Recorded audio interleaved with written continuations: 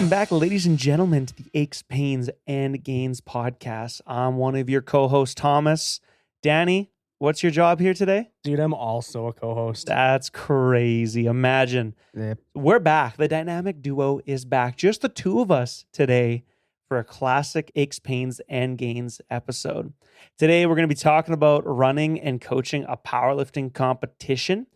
We just ran the Bridge City Barbell Classic, I do believe, just right? the Bridge City Classic. The Bridge City Classic. My bad. That's right. My bad. First annual. Inaugural. Bridge City It's a hard Classic. word to say. You're an educated man. We talked about this the other day. Or yesterday. Uneducated swine. We're back today, one day later, wearing a different shirt for episode 12. So to start today, why don't we just maybe run through? I mean, I feel like it's weird to do aches, pains, and gains again because we talked yesterday. Do you have anything to add from yesterday? How's the body feeling compared to yesterday? My shoulder's still kind of like banged up. But like I said, just keep slamming back some ibuprofen. Yep. I guess we'll see how it goes because that seems to do the trick. We're gonna go train right after this. So that's true.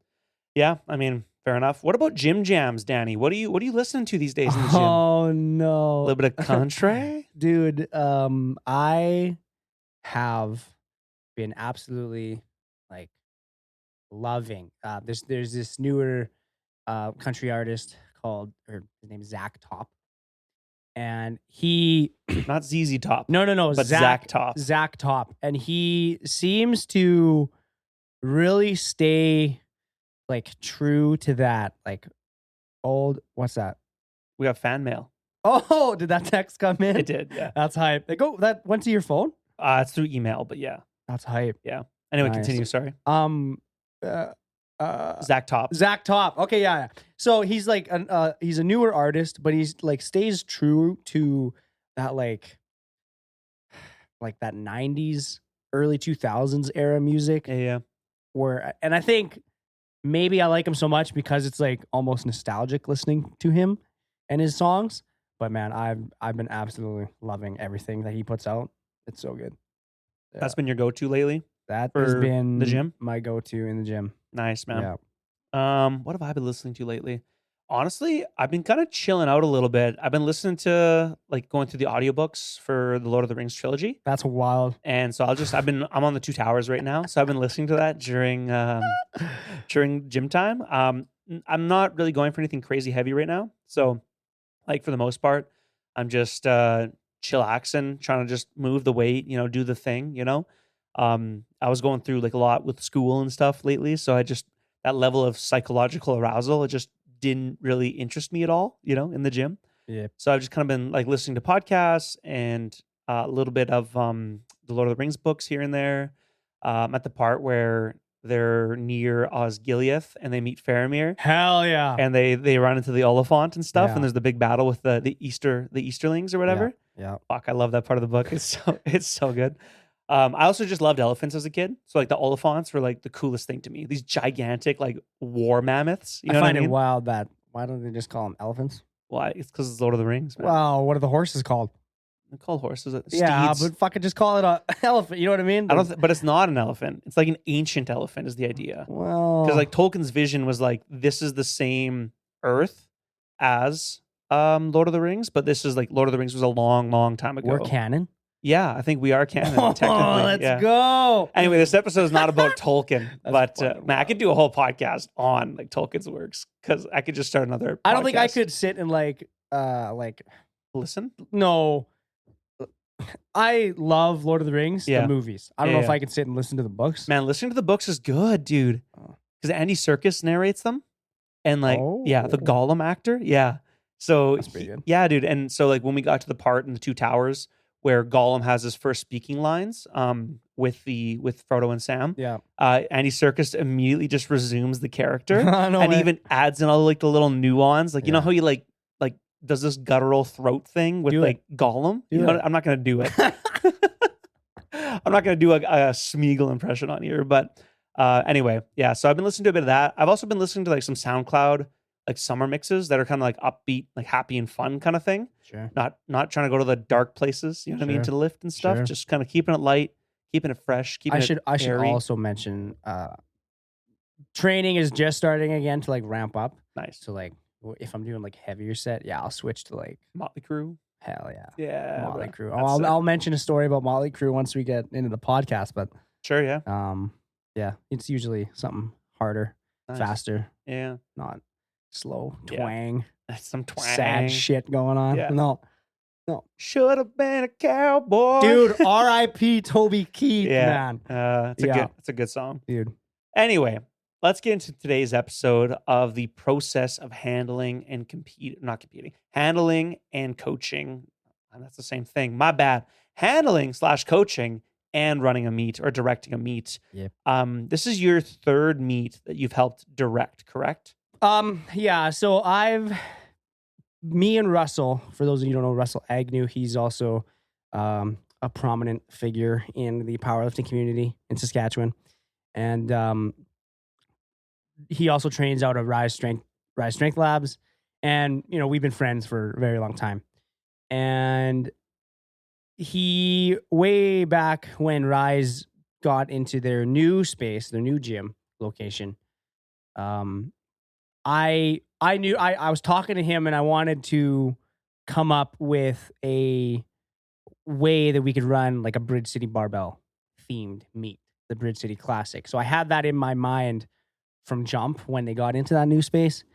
And the first meet we were planning to run like 2 meets a year. One meet was going to be like a Rise Classic or a Rise Open, whatever it is, a Rise themed meet, and then the other would be Bridge City Barbell. And so the first meet that I was involved in with like co-directing, because I wouldn't say like it was solely me. It's a partnership. Exactly. Yeah. Like, so he had the experience. This is how he worded it. I got the experience and the know-how to run it, but he doesn't have the manpower. Yeah. And that's where like Bridge City Barbell comes in. And like me, like, you know, I can what's the word? Delegating and you know, especially this last meet, done. like we had a fuck ton of BCB athletes and like cousins of BCB. Oh yeah, like volunteering, helping with like things like setup or friends of BCB. You know, like our fellow brothers and sisters in Iron. Oh, right? Brother, we'll get into it. It. But yeah, so this would have been my third meet that I was involved in, and I feel like now I probably have the know-how and everything to do a full meet by myself. But would you want to though? I don't think so. Yeah. No. Not now, because I think me and Russell, we got a good thing going. We got a good thing going. We know he plays his strengths, I play mine, and it works out perfectly. And but that first meet, man, the first Rise Open at the new location. Yeah, this time last year. Hey, holy fuck! I've never been so stressed in my life. And there was like a multitude of like factors that like weren't in our favor, I guess. Yeah. Because I thought we were fairly organized at first, and like Russell, bless his soul, he doesn't like, I don't want to say he like waits to the last minute to get things done, but we were like, oh fuck, like 10 minutes, a little bit of scrambling. We were like 10 minutes before the meet started, and we were still setting up like the computers and stuff, and I'm like, and I have no idea how to set up any of that. Or like setting up the software and getting everything for ready. The judges, for the judges and that. So I have no idea. And I'm like, oh God, like, are we going to be ready in time? And luckily, and this was out of our control. We had a test referee. Yep. Who was going for their reffing thing. Yeah. And luckily they weren't super, I don't want to say they were super organized, but it was partially our fault and partially like just it was a test referee. They were taking their time. Yeah. That we had to bump back the start time. Yeah. Like half an hour, 20 minutes or whatever it was. I can't remember exactly. But and when we had to do that, I was like I was walking around sweating, sweating, and just like I don't know, freaking out. But like nothing was like I couldn't do anything to fix it. Yeah. It was just happening. And it was a great learning experience, the Yep. first one. And then we didn't like when if you've been to Rise Strength Labs, there's a large open like general population area, if you want to call it that, with machines like your typical gym. It's got dumbbells, mirrors, a couple benches, cables, and then machines everywhere. And then on the far wall is a large section of turf for people to, do sled work and all that stuff. And then the powerlifting area kind of runs along the back. There's like a big corridor, back alley section that has all the combo racks, Olympic platforms, full cage squat racks, and everything. And that's where the powerlifters kind of migrate to. And my original plan was to have the meet down there. We just clear it all out, but nobody wanted to do that. So I got overruled, and we decided to have the competition on the turf. Mm-hmm. Yeah. Facing the general pop area, facing all the machines. And I was not a fan of that. Yeah. Because, what my issue was, is we're going to have people in the audience working out on these machines facing the lifter. Like, it was just so... I got a mustache hair in Yeah, my I mouth. see Sorry. that. I was fighting. It was just so, like, I don't want to say unprofessional, but just, like, it looked fucking tacky. Yeah. I was just like, it looks terrible. Yeah. And the other thing was Rise didn't want to close their gym doors for that day, because this is like a couple weeks after they just opened up. So like I understand they didn't want to close doors for a day and lose all that. Well, I don't know if they would have lost anything, but they just wanted to have members keep coming in.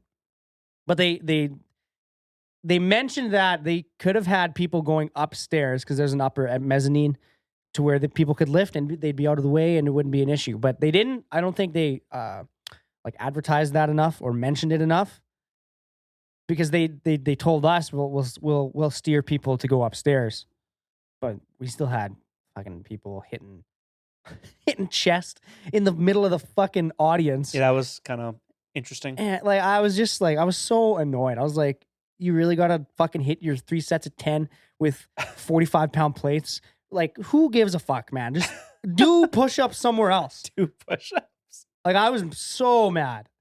And then we had like people were hitting fucking like side chest and front double bis in the fucking mirrors in the athlete waiting area. Yeah. I was like, you're so fucking vain. You have to do that here. Oh man, I was hot. So what really bothers you, Danny? Tell me. I'll I'll open up here.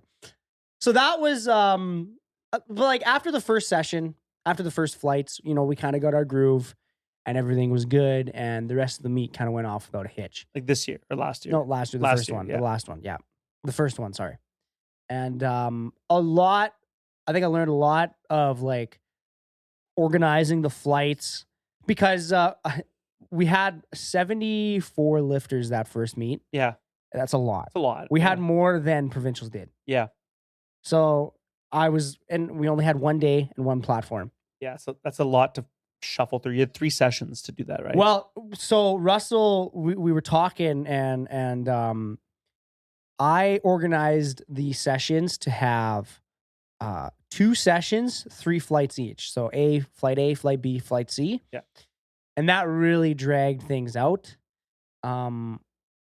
But the thing was, we only needed 2 sets of volunteers and 2 sets of refs. Right. If we were to run 3 sessions, 2 flights each. Yeah. Right. We would have needed more, which I don't know if it would have been an issue to getting volunteers, but refs are scarce in the province. Yeah. And that's why you and me need to fucking get our reffing done. Yeah, but if we're ever not coaching. If we're ever not, I know that's the thing. But yeah, so like in Saskatchewan, obviously we're one of the smaller provinces. So reffing, getting the required number of refs is sometimes. We should just convince some of our athletes to get that done. I don't know who would though. It just dawned on me. I'm sure a few would. Like who?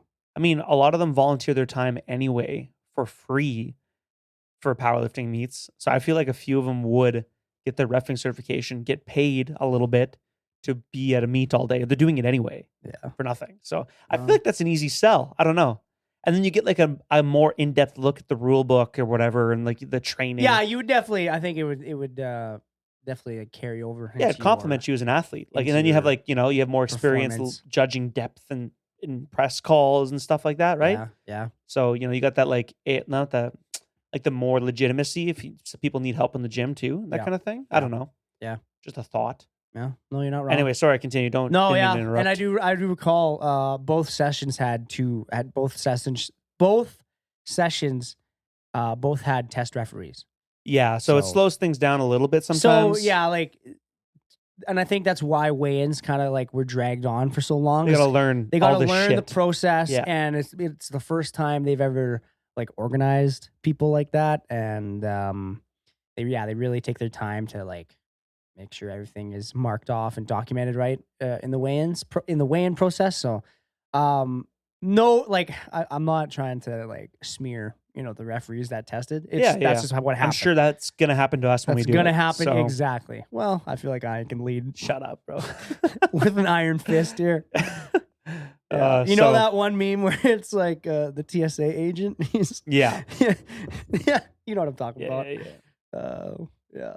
Anyway, so yeah, that was the first meet, and like learned a lot. I learned a lot, got a lot of feedback, and you guys sent out an athlete like questionnaire. No, I didn't do it. I did that first. This last meet. All in January. Or February. No, March. April? The one we just had. Oh, I see. In July. Yeah, Didn't you do that for the other one too? No. No, because I got a lot of like just like verbal feedback. Yeah, so you kind of you had a general vibe. The vibe was not good. Yeah, and I was like, fuck. I was like, I don't know if I want to do that again. Yeah. So I was like contemplating like how much I want to be involved in like running a meet. Because my God, let me tell you, it's not as simple as setting up a platform, a rack, and a couple plates, going through the fucking motions of a meet. There's so much behind the scenes and organizing the flights and making sure people have the required certification, because now we're making it that you have to have your CSIS before you register. Yeah. Like you got to upload the document. Yeah, that's smart. And I saw when you were this past meet, I walked over to kind of find you between like squat and bench or whatever. And you were helping some poor kid at his first meet. Theron. Oh, it was Theron. It was Theron, the big dog himself. Get on your phone. I've never seen on his CSIS. I've never seen someone more stressed. He just like didn't do it or didn't download the document. He did it. He didn't have the document on his phone. Oh yeah. And then he was struggling to get signed in. Oh yeah. And then I was like, hey, calm down. Like, man. You're like, I'll do it. Yeah. Yeah, exactly. At least he had the course done. Because I've seen people like have to do it. Well, like you know what? during weigh-ins. You know what? Yeah. Because I've seen it done where prime example was Dusty. Yeah. And he didn't have it done. Dusty Deer, our Dusty M4 Deer. 70-plus-year-old sweetheart. Yeah. Shout out. He probably doesn't listen because he doesn't have any technology, but well, he signed up for the meet. He's got something. How did he do that, by the way? He's got an email. Does he? Yeah, he said he sends for the certificates all the time. Oh yeah. So he's got an email of some sort. Excuse me. But if that, like, prime example for him in 2022 provincials, he didn't have the CSIS. It was like expired a little bit, and the meet director gave him until the end of the competition to get it in. That's nice. And me being the meet director, now would you look at that and be like, oh, you're biased because he's your athlete? Yeah. There's that to juggle. But I mean, I would have given it the same to anybody. Yeah. Who had that issue? Maybe not one, but yeah. I mean, fair enough. Yeah. Let's get into the setup a little bit here. Whoa! We'll get there. We got with What do you Well, we got the info session. What do you got? Trip to the Stampede on this outline here. Well, because I gotta explain. What was going on that I gotta week? explain that's fair. that week. So yeah, you held an info session the week prior, Yeah. which I was originally going to come help out with when we talked about it months ago. Yeah. And then I booked my national exam for physio, which was the day after. Which is crazy to book the same day. Well, I was not going to do both. There's just no shot. Yeah. Plus, like, I only have limited options for when I can take that exam anyway. Yeah. Like, I was not going to do it in August with my wedding, and then I'm going on a honeymoon, so I can't do it in September. Yeah. And then the thought of having to work 8 hours at a clinic and then come home and study in October did not interest me whatsoever. So Dude, July it was. Hey, lock in. Now That's it's all you done. gotta I do. locked it in. I got it done. I passed. Let's go. Bless. Anyway, Okay, cool. continue. Info night. So, well, before the info night, I was looking around at, or do I want to mention the other meet, like the Rise Classic in February? Yeah, like, I mean, we trialed the info night the week prior to that meet. That's right. Right, which it went over pretty well. Got a lot of positive feedback on that. Yeah, so I've been competing forever, and I've seen lifters show up to a meet with no fucking clue, with not nothing. Yeah, no plan. Yeah, no understanding of what is required of them. They just show up and be like, "When do I start warming up?" Yeah, no, brother. There's equipment check, weigh-ins, and fucking they have no understanding of what. Of attempt selection, like nothing. And that's I'm not throwing shade to them. You don't know what you don't know. But I think there's just not a ton of good resources out there. Yeah, it's not super accessible. It's not like well known unless you know somebody who's been through it already. Yeah. And if it's your first meet and you don't know anybody, it's not your fault. You don't know.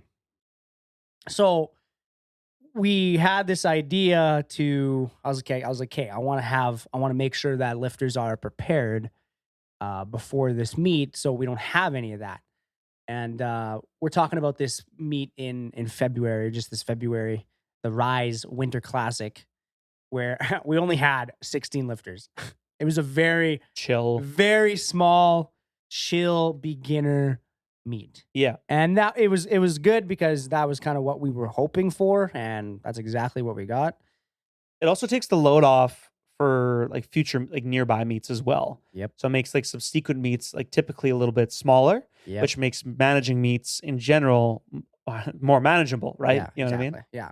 Yeah, we were this meet was February 3rd, and it was like 4 weeks away from Westerns, which the vast majority of people were training for and going to. Yeah. So we were anticipating, me and Russell were anticipating this to be like a first timer, kind of. And Westerns was in Moose Jaw, Saskatchewan, right. anyway. So, like I said, majority of the local population were going to Westerns.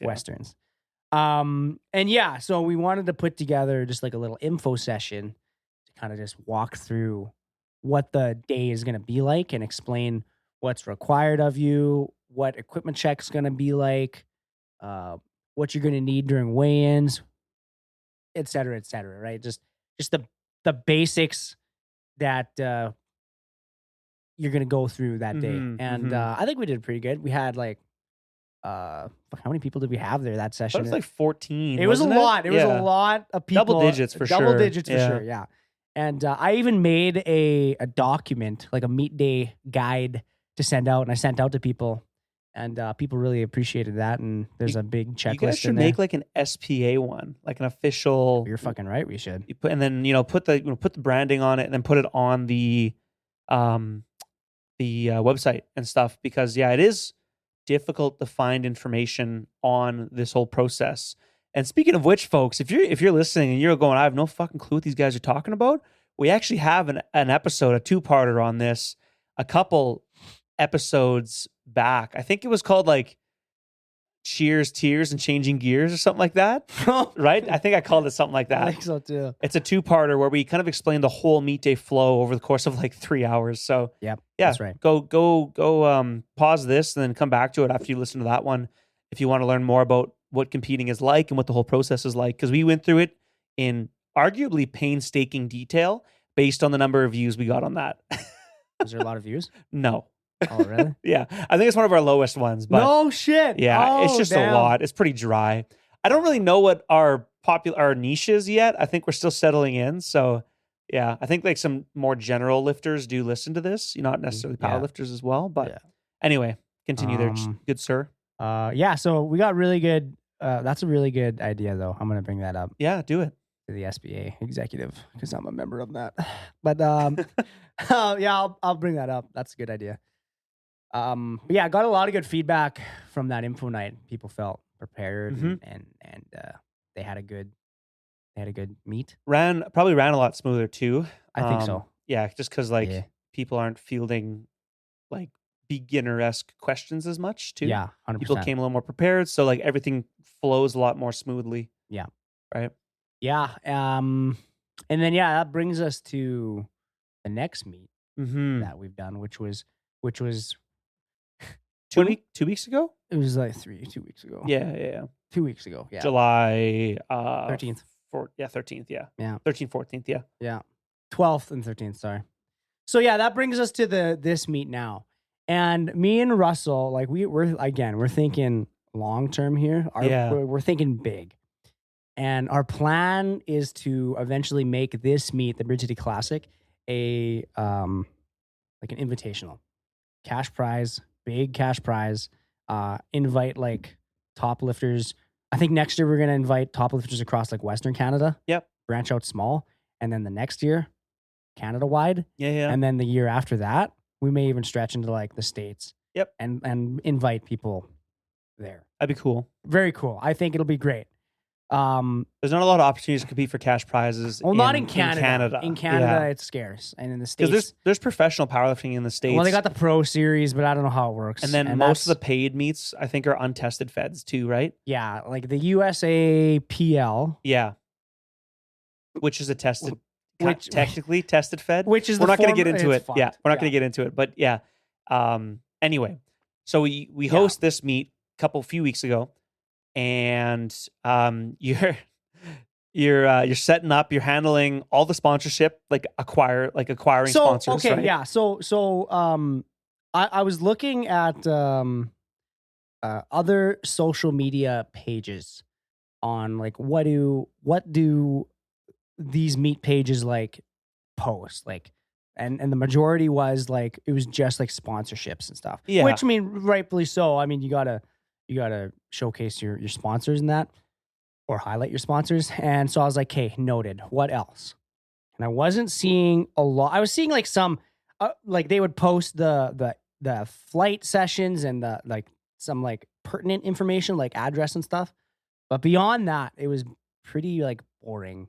Mm. It was boring like posts. Yeah. And so I wanted to take our info session a step further and run like a,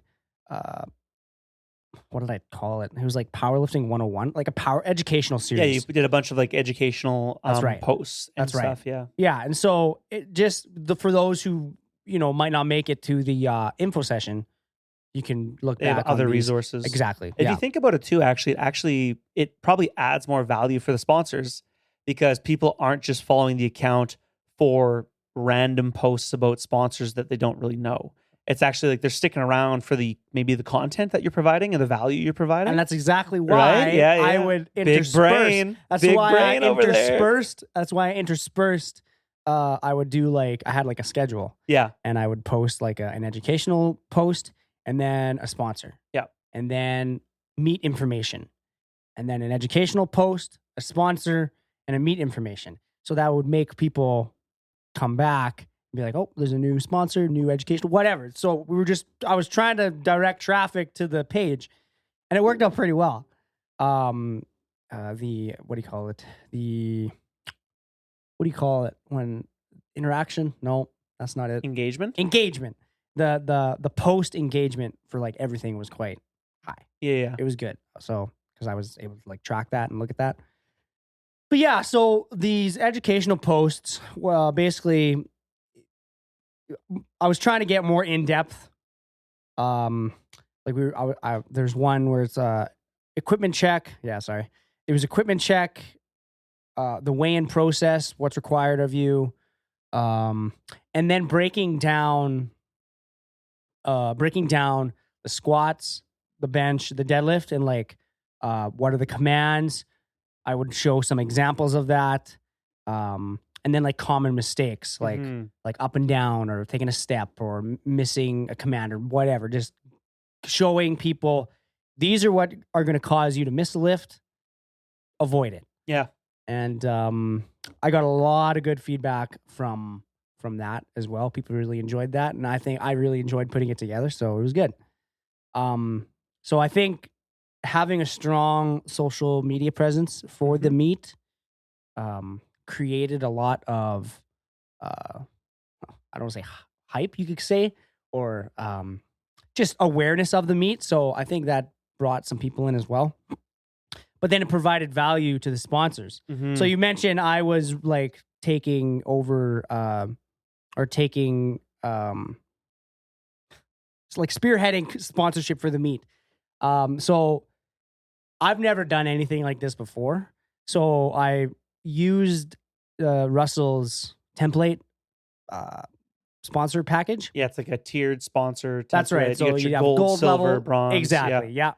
And put together what each thing was and what each tier includes, and sent it off to a ton of people, and we got a lot of sponsors from it. Yeah. So like our title sponsor, Supplement King with Saskatoon, Wyatt with Supplement King, unreal. Got nothing but good things to say. Yeah. They went above and beyond my expectations. Yeah. Like they really made an impression on me. So those packages that they gave every single lifter. It was originally going to be, we had a phone call and we were talking about it was going to be like drawstrings. Yep. And then he was like drawstring bags. Drawstring bags, that's right. And he said, I'll get back to you and confirm, but we might do backpacks. And I was like, what? Yeah. That's hype, dude. That's a lot. So I bet you like Supplement King alone, there's probably like, I don't know, $120 worth of supplements in those. In each backpack. I bet. So, and there was 58 backpacks. Like that's, I don't know, quick math. That's a lot of $7,500. Yeah, sure. Yeah. On top of the sponsorship money. Yeah. Fee. Yeah. And they gave me $1,500, which that was above the gold level that I was, the range I gave them. I said it was like gold levels like 750 to 1,000. Yeah. And they gave me 1,500 to work with. So yeah, I was just like, big shout out to Supplement King, man. No, absolutely incredible. And I can't wait to run it back. Well, run it back and build the partnership with Bridge City Barbell because we're in the works there as well. Yeah. Nice. Sick. So yeah, very cool. So huge thank you to Supplement King. And then the other big sponsor we had was TC Nutrition. Yes. Yeah. You are familiar with him? Yeah. Tony, the owner of TC Nutrition. I didn't actually realize that the owner of Batch, the Batch pre-workout, it's made here in Saskatoon. Yep. Like manufactured and shipped from here as well. I didn't actually realize that. Yeah. And then I met him on my cousin's bachelor trip. Yeah. And I, not to toot my own horn, but I do look like I lift, right?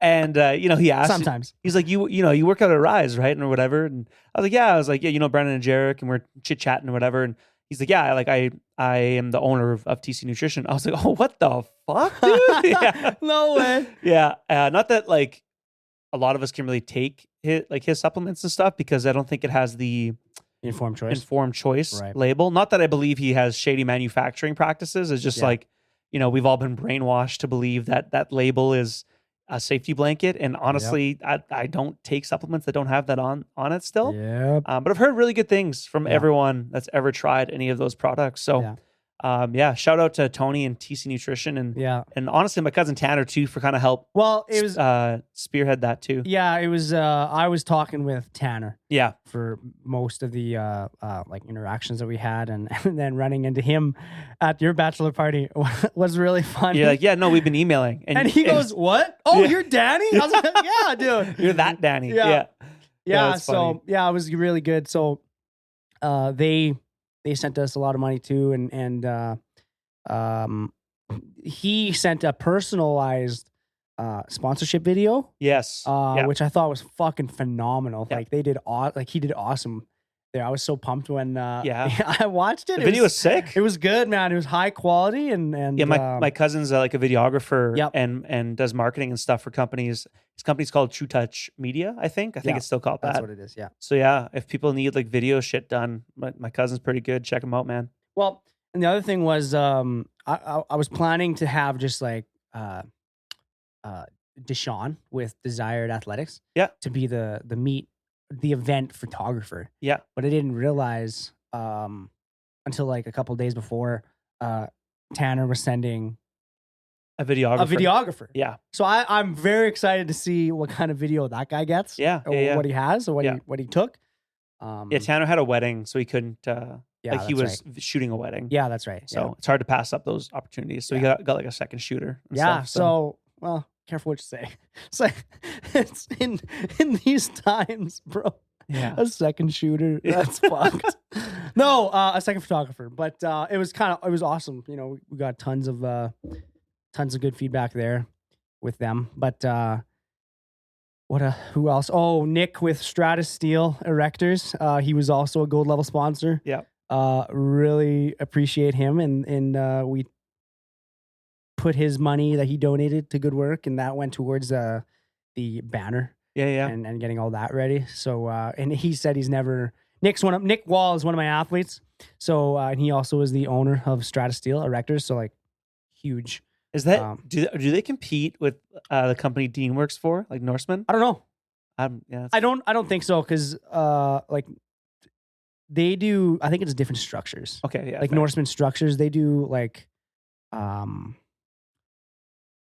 Nick does like heavy duty, like mega steel frames. Okay. Whereas like Norseman structures is like smaller scale, maybe. Yeah, sure.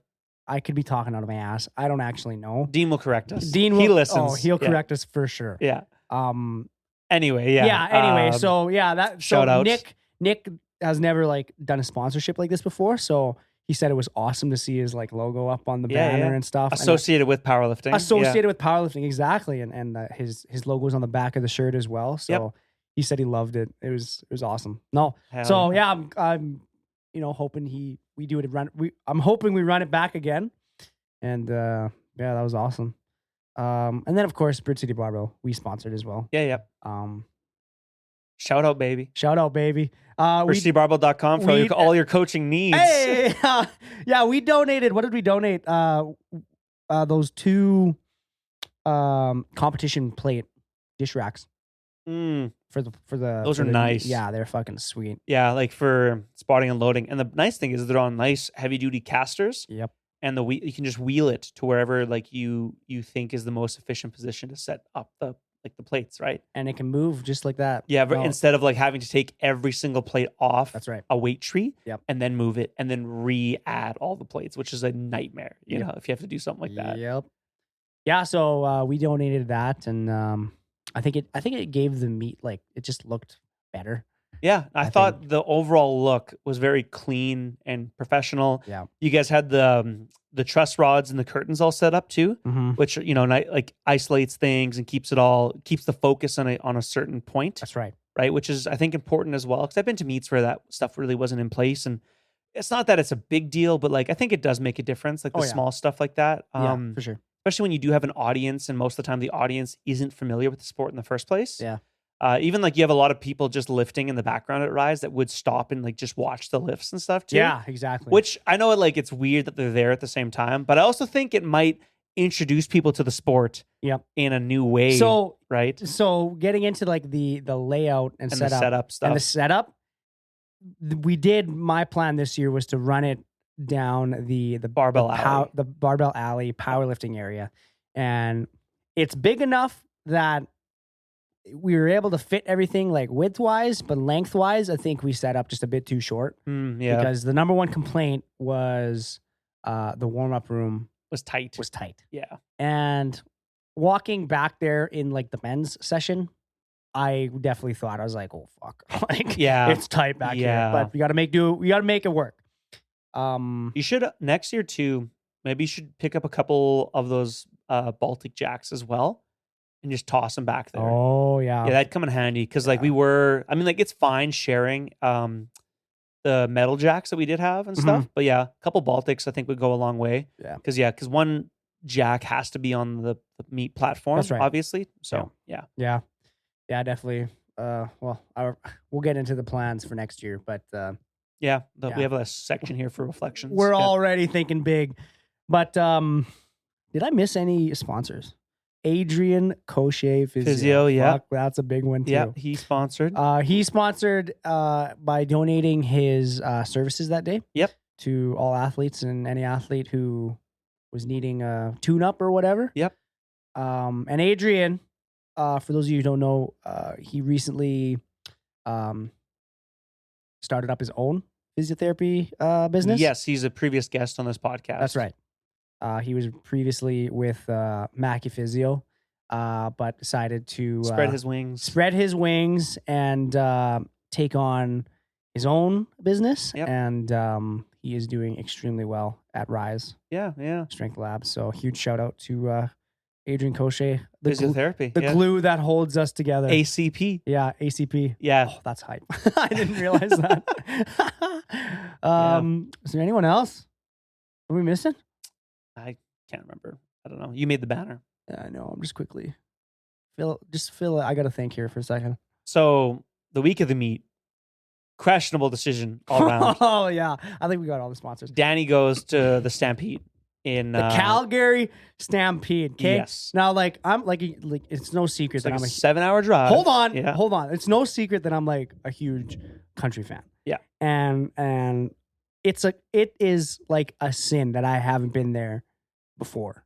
Yeah. Because I've never had so much fun at an event. Yeah. It was so fun. And I can only imagine what it's going to be like next year. It does seem like the kind of thing you'd want to do. When we go as a group. Oh, that's the plan. You're fucking right. That's the plan, man. So yeah, the meet, hold on. I didn't even mention the Special O stuff. I mean, the meet hasn't started yet. We're on setup. 10-4. I'll get up to it. 10-4. Yeah. So, we months before though, Rashina Grisbowski and Nathan Dorward are good friends. They know I'm a huge fan of Motley Crue. Yeah. And they sent me a link to Motley Crue. They're going to be playing at the Calgary Stampede July 11th. Yeah. Yeah, July 11th. That's a Thursday. And I was like, book it. We're going. This is going to be hype. Got the tickets. Everything's set. And then shortly after, Russell set the date for the meet, which was July 13th. So I'm like, okay, no problem. There'll be a day in between. But the meet filled up. And we were working with Kelly Brown, who coaches a large Special Olympic camp or class or whatever you want to call it. Yep. And he reached out to us wanting to have a Special Olympic only session. Yeah. And we were like, absolutely, let's do it. But the meet filled up so much that we had to have a second day. And we didn't want to have it on Sunday, so we put it on Friday. So now, if you are understanding the timeline, I'm going to be in Calgary at Motley Crue Thursday night, and I'm going to have to rush back home to get everything set up Friday morning. Yeah. So I was like, what time did you guys leave Calgary? So first off, Motley Crue, I just got to say it, fucking terrible. Oh, that's so sad. They're old. They're old, and you don't go to Motley Crue hoping they're going to sound like they did when they were younger. Yeah. Yeah. You go to Motley Crue because they're Motley Crue. You know what I mean? Yeah. It's you just go for them. And the music, it sounded great. Like the drums, the guitar, it was awesome. But Vince Neil, the singer, my God. He sounded like a Muppet up there, man. That guy's on some drugs. Well, and even between songs, they'll try and talk to the crowd and shit. Yeah. Couldn't understand a word he was saying. Nothing was coherent, and it was mumbling. And I was just like, just play the music, please. Yeah. But then, of course, they ended it with "Kickstart My Heart," fucking, Right on. and everything went dark, and then all of a sudden it was like, and I was like, fuck, let's go! Like, I was so fucking fired up. But so me and Amanda, I tell her, I was like, we're gonna have to be on the road at like 4:30. Oh God. Yeah. That hurts. So, Calgary is like a 6 and a half hour drive or something like that. And I was like, we're going to have to get on the road at 4:30 and just give her.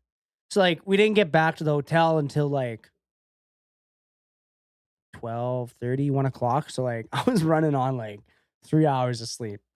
And woke up at 4:20, grabbed our shit and hit the road. And I drove for like majority of it.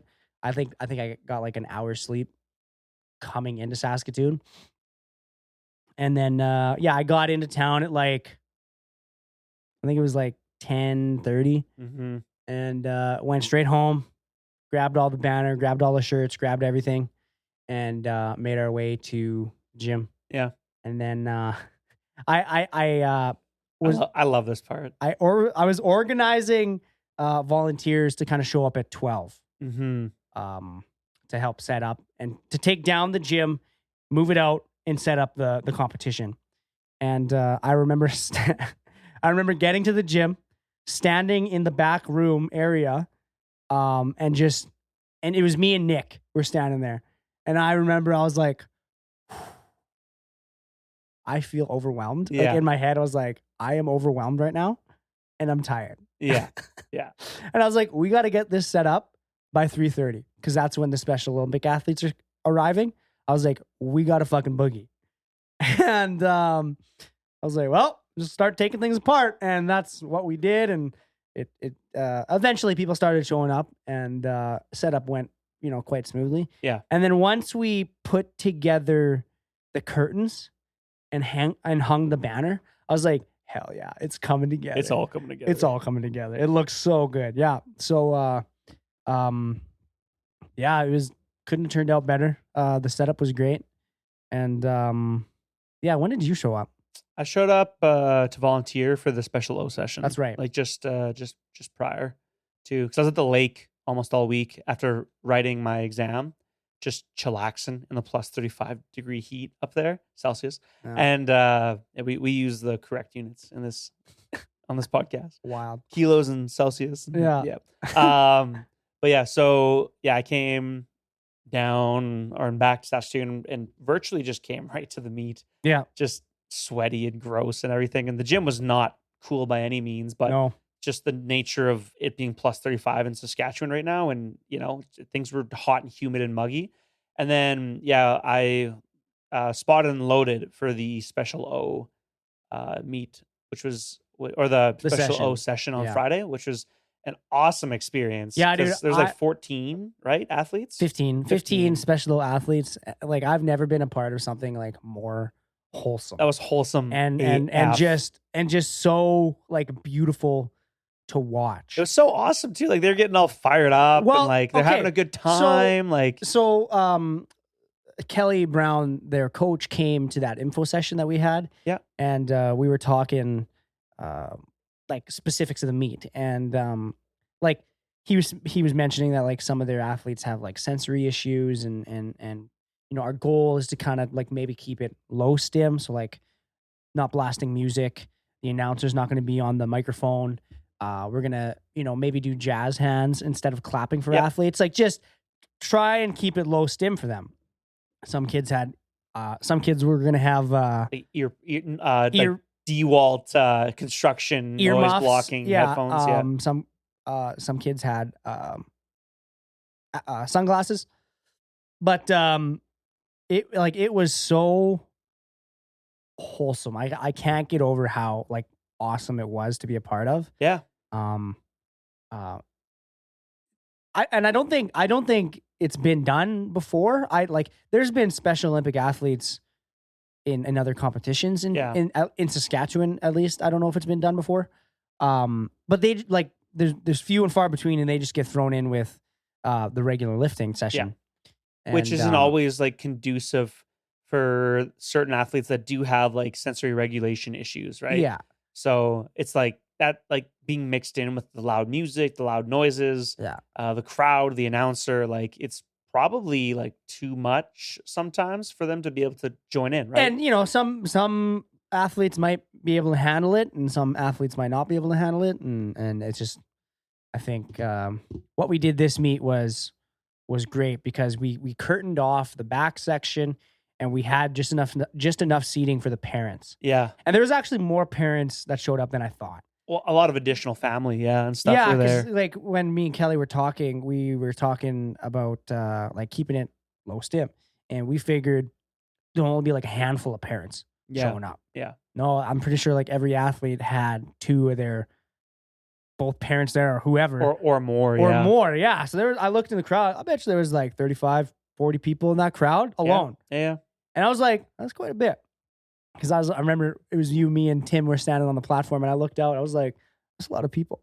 Yeah, it was. Yeah, and there's the one. Well, there's a few stories. You want to mention the kid climbing through the bench? Oh, that was hilarious. I can't remember his name. Maybe Alex or something like that. I think it was Alex. Yeah. Yeah.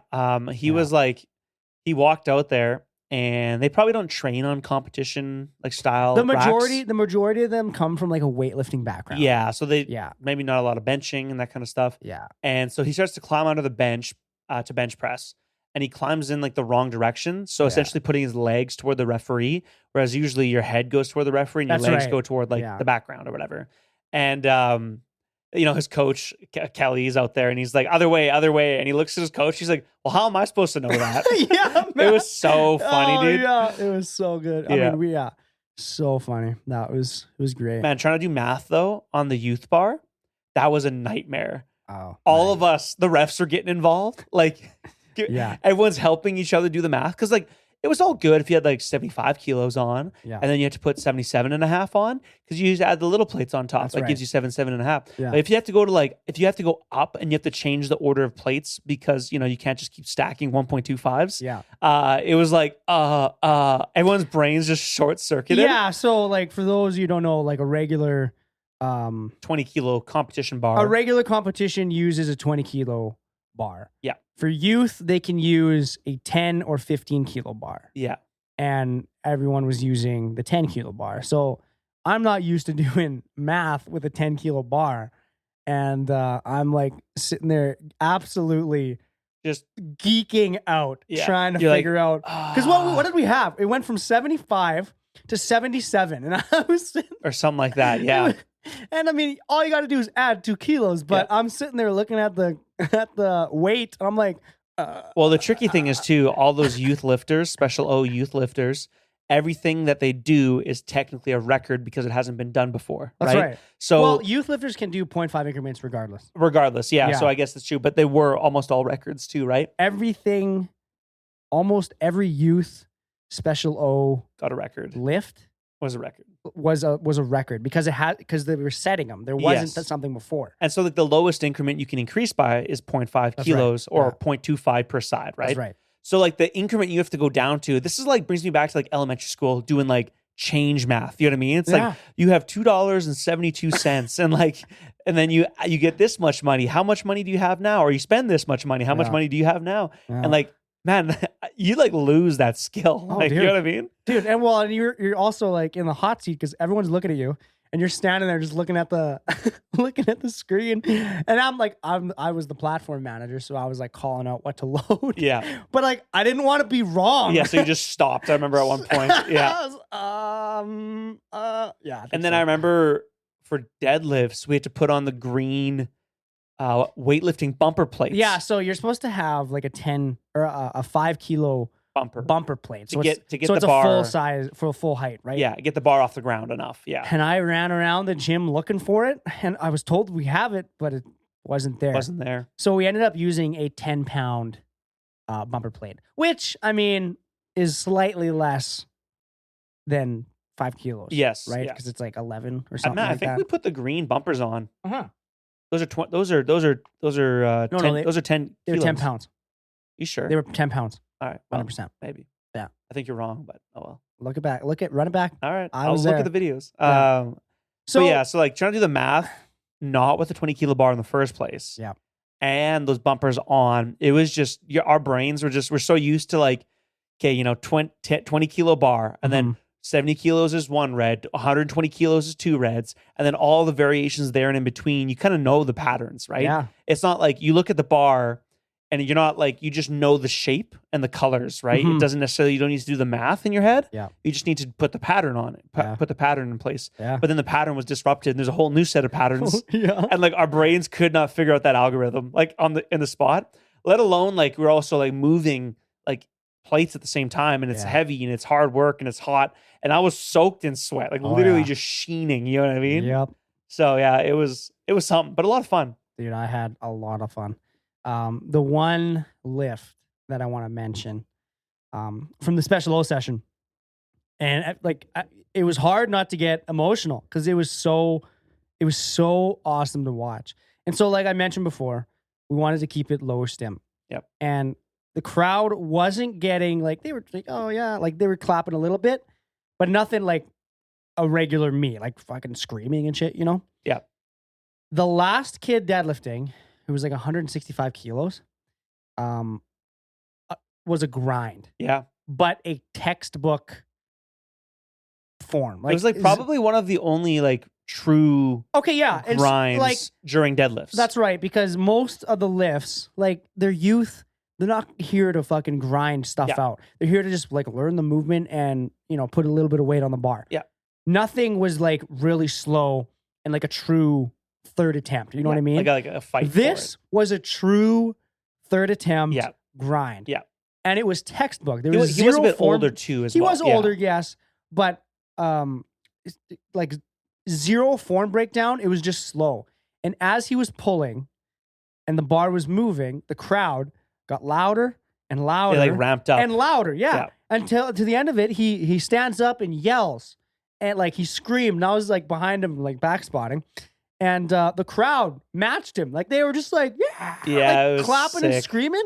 And I remember I was literally thinking, I was like, that's wild. And I was tearing up. Yeah. It was so awesome to watch. We were talking about it, and like the cool thing about powerlifting is even if you haven't powerlifted before, everyone can empathize with the struggle. That's right. With like, and like it's just such a raw, potent form of struggle in front of you happening in the moment. You know what I mean? Like, so people like, I don't know, can empathize with that. And these parents and stuff and family members that have probably never been to a powerlifting meet before, all of a sudden they're all getting in on it. You know, they're getting involved, and like it ramped up to match like the lifter's intensity. And it was just a super cool moment, you know? Yeah, it was so awesome. I cannot wait for next year. Yeah. Yeah. You have to do that again for sure. Oh yeah. So me and Kelly, we're already talking now, and he's like saying we're gonna have like 25 to 30 athletes come, and we'll make it like probably like a full day thing. That'd be cool. I think. Yeah. So yeah, very excited for that, and really excited to grow with them as well. So yeah. And then Kelly brought medals for all the athletes that I got to, which I should have done that, but he was thinking ahead and bought these. You had medals. a lot of other things in your mind. Yeah, and so it was good that he, was thankful for that. It's not commonplace to give everyone medals anyway, right? No, like, exactly. It's not... But given the situation, we thought it was awesome. Yeah, absolutely, man. Yeah. I was allowed to put them on everyone. Present the medals to everybody. Yeah, it was awesome, and I think they loved it. So yeah, very, very that's gonna be one that sticks in my mind for a long time. So that was day one. That was Friday. Yeah, Friday like afternoon. That's right. And so I really liked that setup, or like that how we set it up. It was a good trial run too to kind of sort out the kinks, because it was a trial run for the main day where there's a lot of people and a lot of moving parts. More people and moving parts, exactly. And so it was perfect. It worked out perfectly. Yeah, the Olympic session went off without a hitch. Yep. And I was like, oh fuck, this will be no problem. So yeah, the Saturday session starts, and I got there at like 7 to open the doors and show people where where to go and everything. We had signs set up. Did you get there same time? I got there before you. You were there before me? Yeah, I got there at 6:50, brother. Shut up. Yeah, because I needed help to move the racks outside again. Yeah, we had to move them inside for the night and then back outside through the garage for the meat to make more space. Yeah. Those things are, some of them are heavy, dude. Oh, yeah. Anyway, we're strong though. Good thing we're strong. Yeah. Yeah. So day 2, big day. Yeah. So this day, I was talking to Wyatt, and I was like, "Hey, you guys can come in and set up your booth. Like Supplement King can set up their booth and run their whatever they want to do because they're the title sponsor." And we set them up at the back of the viewing seating area. Yeah. And as the session started, people were like, it was starting to fill up. And to the point where there was no more seating. Yeah, that was crazy. There was no more seating, and people were like flocking around the corner. And I was like, oh, fuck. So I was like, I walked to the back. I was like, okay, we got to take this curtain down and we'll move everything back like put like another a couple rows. We put in Yeah. like 3 or 4 more rows. Yeah. And that filled up It also. was still pretty much full. I know. So I was like, well, at least it's a good problem to have at least. That's a good problem to have. Yeah. So yeah, it was quite, it was, I was shocked at how full it was though. How many chairs do you think you had set up? We had 100. Then how many athletes? Well, we had 100 total. Yeah. I don't know if I don't know what we had for in the audience. Yeah. Okay. Yeah. My guess would be around 90. Yeah. Sure. So yeah, I mean, like, maybe next year you just estimate the number of audience members divided by the number of athletes per session, and that might give you a better. That's what we try to do. Yeah. Yeah. But now you know a little bit better, kind of how popular this meet gets. Or it was, right? Because I think you guys were a little shocked by how many people showed up, right? Yeah. Which was again good problem to have. Yeah. Yeah. So it was full. It was a very full meet. And you didn't handle anyone in the first session. I didn't handle anyone in the first session because I wanted to just like walk around and make sure everything was running smoothly. Yeah. And if anybody needed anything, if a volunteer was having issues, I could step in or whatever. Yeah. So I wanted to make sure that everything was running smoothly. And I said that if everything is running smoothly, I will handle a few of my athletes in the afternoon. Yeah. And that's what we did. So, but you had, I had, how many athletes did you have? I'll go through my athletes. Yeah, go through yours. Yeah. I do have like one or a couple funny and cool stories to tell.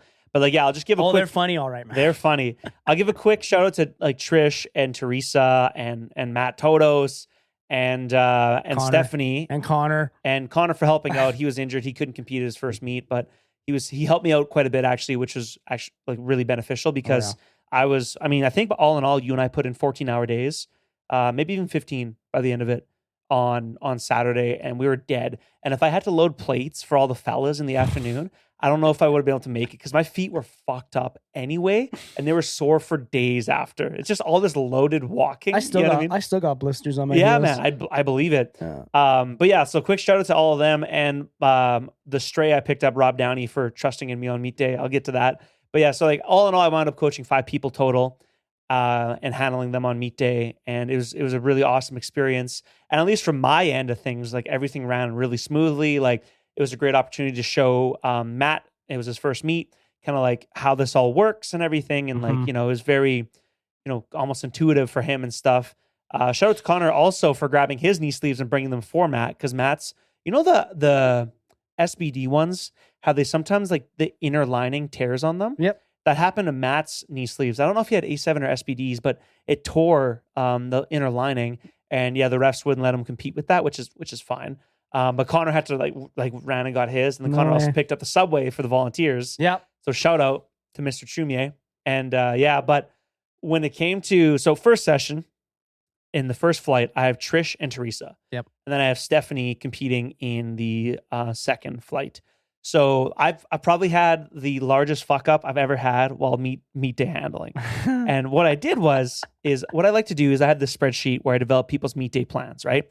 And I put them on a clipboard. I'm all nice and organized. I have people's meet attempts and all that shit just all laid out for me, because in the moment, it is very hard to come up with numbers and math. Yeah, exactly. Out of the ethos. You know what I mean? Because you're thinking like, okay, what percentage is that? Is that more than last time? There's a lot of things going on in your head. So I like to have your plan A, and then your low attempt, and then your high attempt, right? So like which one you can kind of go to based on how the previous attempt moves, right? So you just trust your gut and then you stick to the plan most of the time. Of course, you deviate occasionally because, it necessitates it. Yeah. Or you just tremendously fuck up like I did. And Yep. what I did was Trish and Teresa's sheets. Trish is in the front. Teresa's the second sheet in my lineup here. Mhm. And Teresa goes out first. She opens at 107.5 kilos. And then I look down for squat. Yeah. And I look down at the sheet and I write down the attempt and I hand it in. And then as I'm walking away, I go, shit. That was Trish's second attempt. I just handed in for Teresa. I look at the sheet. It was like 125 kilos I put in for the second attempt, which is a large jump. That's a large jump. So jumping from 107 to 125 is gigantic, right? Way too much. And then I was like, okay, lock it in for a second. I have to go back for Trish. I got her stuff in. Lock it in. I looked at the back and the planned attempt was like 112. It was like a 5 kilo jump. Yeah. That's reasonable. Yeah. That's like a 4% increase is what I typically go for between a first and a second and between a second and a third. Yeah. Occasionally you deviate a bit from that. This is like a tremendous increase for Teresa. I don't know what the exact percentage is on that, but you're talking about like a 17 kilo increase. No, what would that be? Hold up here. From 107? Quick maths. Do it, Danny. I got it here. It's okay. 17 and a half, isn't it? Yeah, 17.5 kilo increase, which is gigantic. Yeah, so that's 17.5 divided by 107.5 is a 16.3% increase, which is fucked. That's massive. But to my credit, Teresa routinely undershoots virtually all her training, specifically her squat training. I've been with her for many years. Love her to death. Love you, Teresa. And I know this about her. And so I walk over to you and you're, me directing, watching things go. And I was like, so Daniel, I did a thing. And I told you the whole thing. And you're like, well, and I was like, man, it's not impossible. It's just improbable. Yeah. The only other option would be to scratch the rest of Teresa's attempts, because once you submit a squat attempt, you cannot retract that attempt. That's right. And maybe they would have given me wiggle room because it's a local meet, but like, again, probably not. No. Like, you know what I mean? So, but if I had loaded something like 150, 160, absolutely, that's what we do. I'm not going to let Teresa kill herself. But like, I knew somewhere in my gut was like, man, she might be able to get this, but I did not know for sure. So Teresa goes up for a second attempt, and I walk over to her. And I was like, pep talk time. And I look her in the eyes. I'm like, it's gonna feel heavy and it's gonna feel slow, but you can grind this out. And Teresa never wants to know what she's lifting, so it doesn't matter. Yeah. But I looked out there and I saw like 2 reds and the collars, and I was like, fuck, that's a lot of weight. And you could tell when Teresa unracked it, like her brain's like, wow, what the fuck? that's heavy. It's a 16% increase in load. Yeah. So that's just fucking crazy, right? Yeah. And I remember her walking it out. I could feel the distension of my carotid artery and my increased blood pressure, like pushing on my like windpipe esophagus complex. Like I was like gagging a little bit. Dude, you know what I mean? I was like, wild. I was like, just breathing, dude. Just trying to calm myself the fuck down. But I'm also trying to appear level-headed, calm, cool, collected. Man. Because Teresa does not need me to stress her out more. 100%. She typically needs the stoic coach that like calms her down, right? Yeah. And that's usually what I do.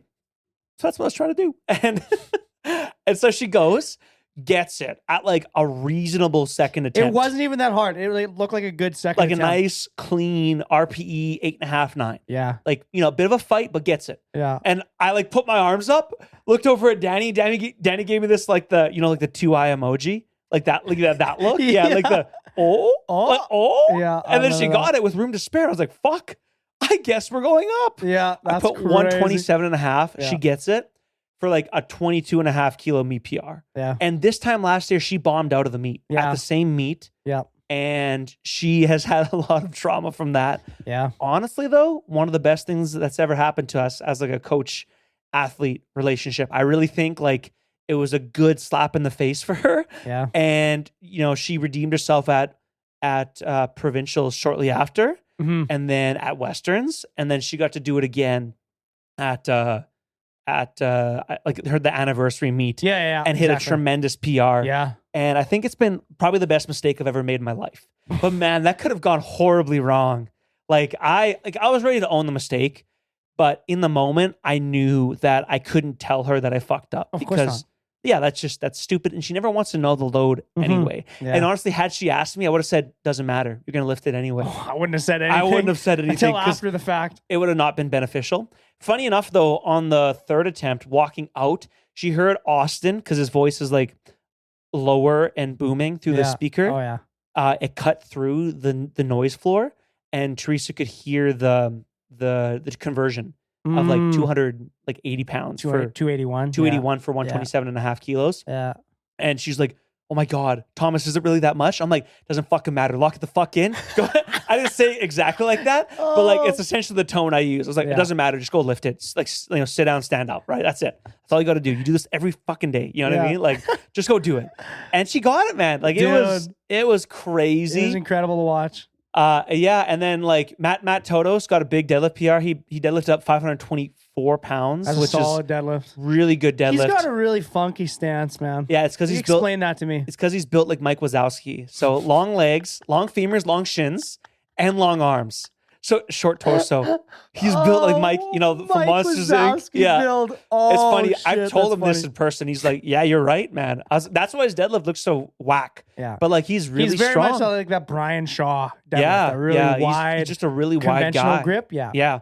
So we're gonna narrow up his conventional grip a little bit, actually, just to Mike shorten up. Wazowski build, bro. It's true though. Fuck, that's funny. Benefits him for deadlifts though, because he's got really long, like ape-like arms too. He's got long. He's a knuckle arms. dragger for sure, dude. Yeah, So no kidding. yeah, he had a really good time as well for his first meet. Yeah. He's itching to do it again, which Yeah. is always a good sign. Dude, is Teresa itching to do it again I think so. Yeah, she seems. after something like that? Yeah, she seems quite motivated. Oh, yeah. We had I always do like a post meet video meeting for anyone that wants to do that with me. Mm-hmm.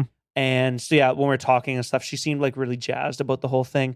And her training, I'm not going to call her out too much here, but like her training has been less than consistent since the summer started. It's just like Summer. That's what yeah, happens life to gets everybody. in the way. Yeah. And then like we talked, and it was just like, yeah, imagine what you can do, what you could have done with like a little bit of consistent training, right? If you just keep it a little more consistent. Yeah. And yeah, so she's pretty fired up about it. And I got to give a special shout out to Rob. I briefly mentioned it on the last episode. And Rob Downey and I, we go back a ways. And he and I were in first year kin together back in 2016. Mm-hmm. And I haven't seen him a ton since then. He came to the shred shed one time and lifted Yeah. with us back Yeah. when we were there. Yeah. And then Well, he's in school now. He was in Regina, right? Or U of R? yes, yeah, he was doing his one of his med clerkships, I think they're called. Yeah. And now he has his med residency in Saskatoon because he's going to be an orthopedic surgeon. He's going to be one of So those hype. ortho bros. Yeah. So hype. So we'll probably be referring clients to each other at some point in time. Yeah. Anyway, so I see Rob there, and I didn't put together that Rob Downey on the athlete list was the Yeah. same Rob Downey I knew. Yeah. And I saw him just kind of hanging out at weigh-ins, and I was like, Robert Downey Jr., right? I shake his hand and all that. We're catching up. Yeah. And I did talk about it in the last episode, but essentially I was like, so like, who you here with? Like, are you running your own numbers? Like, who's running your numbers? And he's like, what do you mean? And I was like, okay, so after you lift, you have 1 minute to submit your next lift. And he goes, yeah. That sounds helpful to have, doesn't it? And I was like, yeah, man, it's your first meet, hey? Well, He's like, what's yeah. also really funny is he went to the info session. Yeah, I know. And I explained all of this to him. Yeah, doctors, bro. Yeah. Like he was the one like kind of making a joke. I was like, so what's your plan? What do you like? He's Do you just have gonna a wing game it, bro. plan? And that word for word, he goes, oh, I was just planning on winging it. And I was like, oh, fuck. That's a lot to wing. That's a lot to wing your Yeah. first meet. So through the conversation, I was like, man, like I have one athlete in the same session as you in the same flight. Yeah. Do you want me to handle you at the meet and make those calls and stuff? And I'll actually explain my process for doing this because I do it for almost every meet. I pick up a stray because Yeah. I feel bad for people that don't know and are there by themselves. Yeah. Because it's a lot. I can't imagine. I've never done it by myself, and I Yeah. don't ever want to. No, man. Right. And at all. so basically what I do with someone when I pick up a stray is we talk. When it comes to the decision making, I go, okay, so when we're making the decision on the lifts of like what attempt to call next, do you want input or do you just want me to make the calls and you just follow me blindly? And Rob, in this case, wanted like to have a brief conversation. And I explain, I'm like, okay, there's not a lot of time for chit chat and there's no time for a debate. So in the circumstance that we disagree, who trumps who? I'm good with taking the back seat here. If you know yourself that well and you're that level-headed under pressure, and the guy's going to be a surgeon. So like, fuck, maybe, right? You know what I mean? Like, I was like, yeah, man, I'll take the back seat. Yeah. You make the call. And he's like, Rob looks at me. He's like, you seem like you know what the fuck you're doing. So I'm going to let you just take the trump. You know what I mean? You have the trump card. Yeah. I was like, okay, great. So now you've established a basis of communication. Mm-hmm. You're going to quickly convene after a lift and chat about what's next. And then what I do next is I build the game day plan. So just quickly on the back of, I think Teresa's sheet or Trisha's sheet, I write out their all-time squat PR, all-time bench PR, and all-time deadlift PR. Because that gives you a baseline. Because if they give you something that's like 40 kilos over that, and they've been training for like 5+ years, which Rob definitely has been. Oh, yeah. You're going to go, yeah, that's probably not in the cards. Yeah. And then you get their openers that they submitted or they planned on submitting. And then you can base your attempt selection on that if they have nothing else. Yeah. Right. Then you just take 4% jumps between each one. And then you kind of have to do the mental math for low and high attempts. Right. Yeah. So yeah, from there, I greatly rely on my experience as like a meet day coach now to make those gut decisions and stuff, which kind of helps a lot. Yeah. And just being really familiar with the rules to help walk an athlete through that stuff. Yeah. In the back room, because we went through the commands and stuff again while warming up, because just to make sure we locked it the fuck in, right? Yeah. And Rob even jumped one of my rack commands on bench press too. So shout out to Rob, but I think it's a really valuable lesson for anyone that wants to handle someone on meet day or picks up someone who looks like they're lost. And honestly, folks, if you've competed even once, for the love of God, if you see someone struggling, help them out. Help them out, yeah. Help them out. Just see if they have questions first, but maybe just maybe handle them on meet day. Because the sport doesn't exist without people stepping up like that. And it is so important that that new person to the sport has a good experience. Yeah. Because they're likely to come back and powerlifting doesn't need to gatekeep. We need more people involved in the sport. That's right. And it benefits everyone the more athletes we have around. So, quick little, I'll get off my soapbox there, but it's important, man. Take care of each other. Yeah. It's a small sport. It's a small community. There's a reason why I think powerlifting, everybody says it's such a welcoming community. Yeah. Yeah. Because I don't think there's many sports that that's what Matt said to me. Hey, have other athletes take other athletes in. Yeah. Matt was pleasantly surprised with how welcoming the sport was. The people you're technically competing with are giving you fist bumps as you walk off the platform. Man. I have never experienced a sport that was similar to that. Now, there's this is a local fun meet. Yeah, it's different. I still think it exists at provincials, and I would even say westerns as far as westerns. Buddy, I was fist bumping everybody. Yeah, fuck, there. Bro.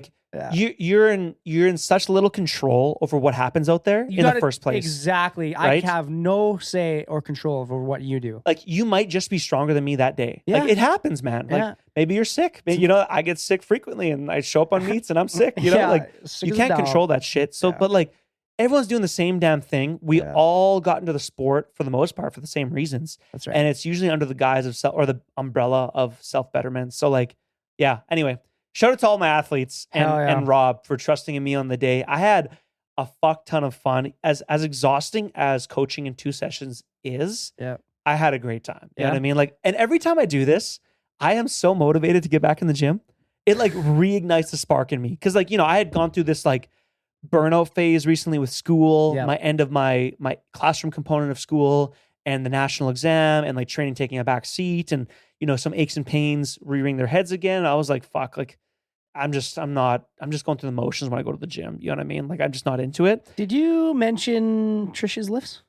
I haven't mentioned Trisha's lift. She had a really good day, actually. Do you have her numbers up? I'm pulling them up right now. I just don't want to miss anybody. Yeah, I wasn't going to go through everyone number by number, but I was just going to pull out some notable ones here and there. Am I tripping? There she is. Yeah, but... So Trish looks like she totaled 302.5. Is that a PR?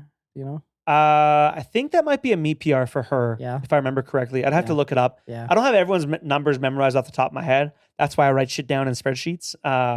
Although Steph, it looks like she had a great day. Stephanie had a I rarely ever use her full name. That feels weird. Stephanie? Don't say that again.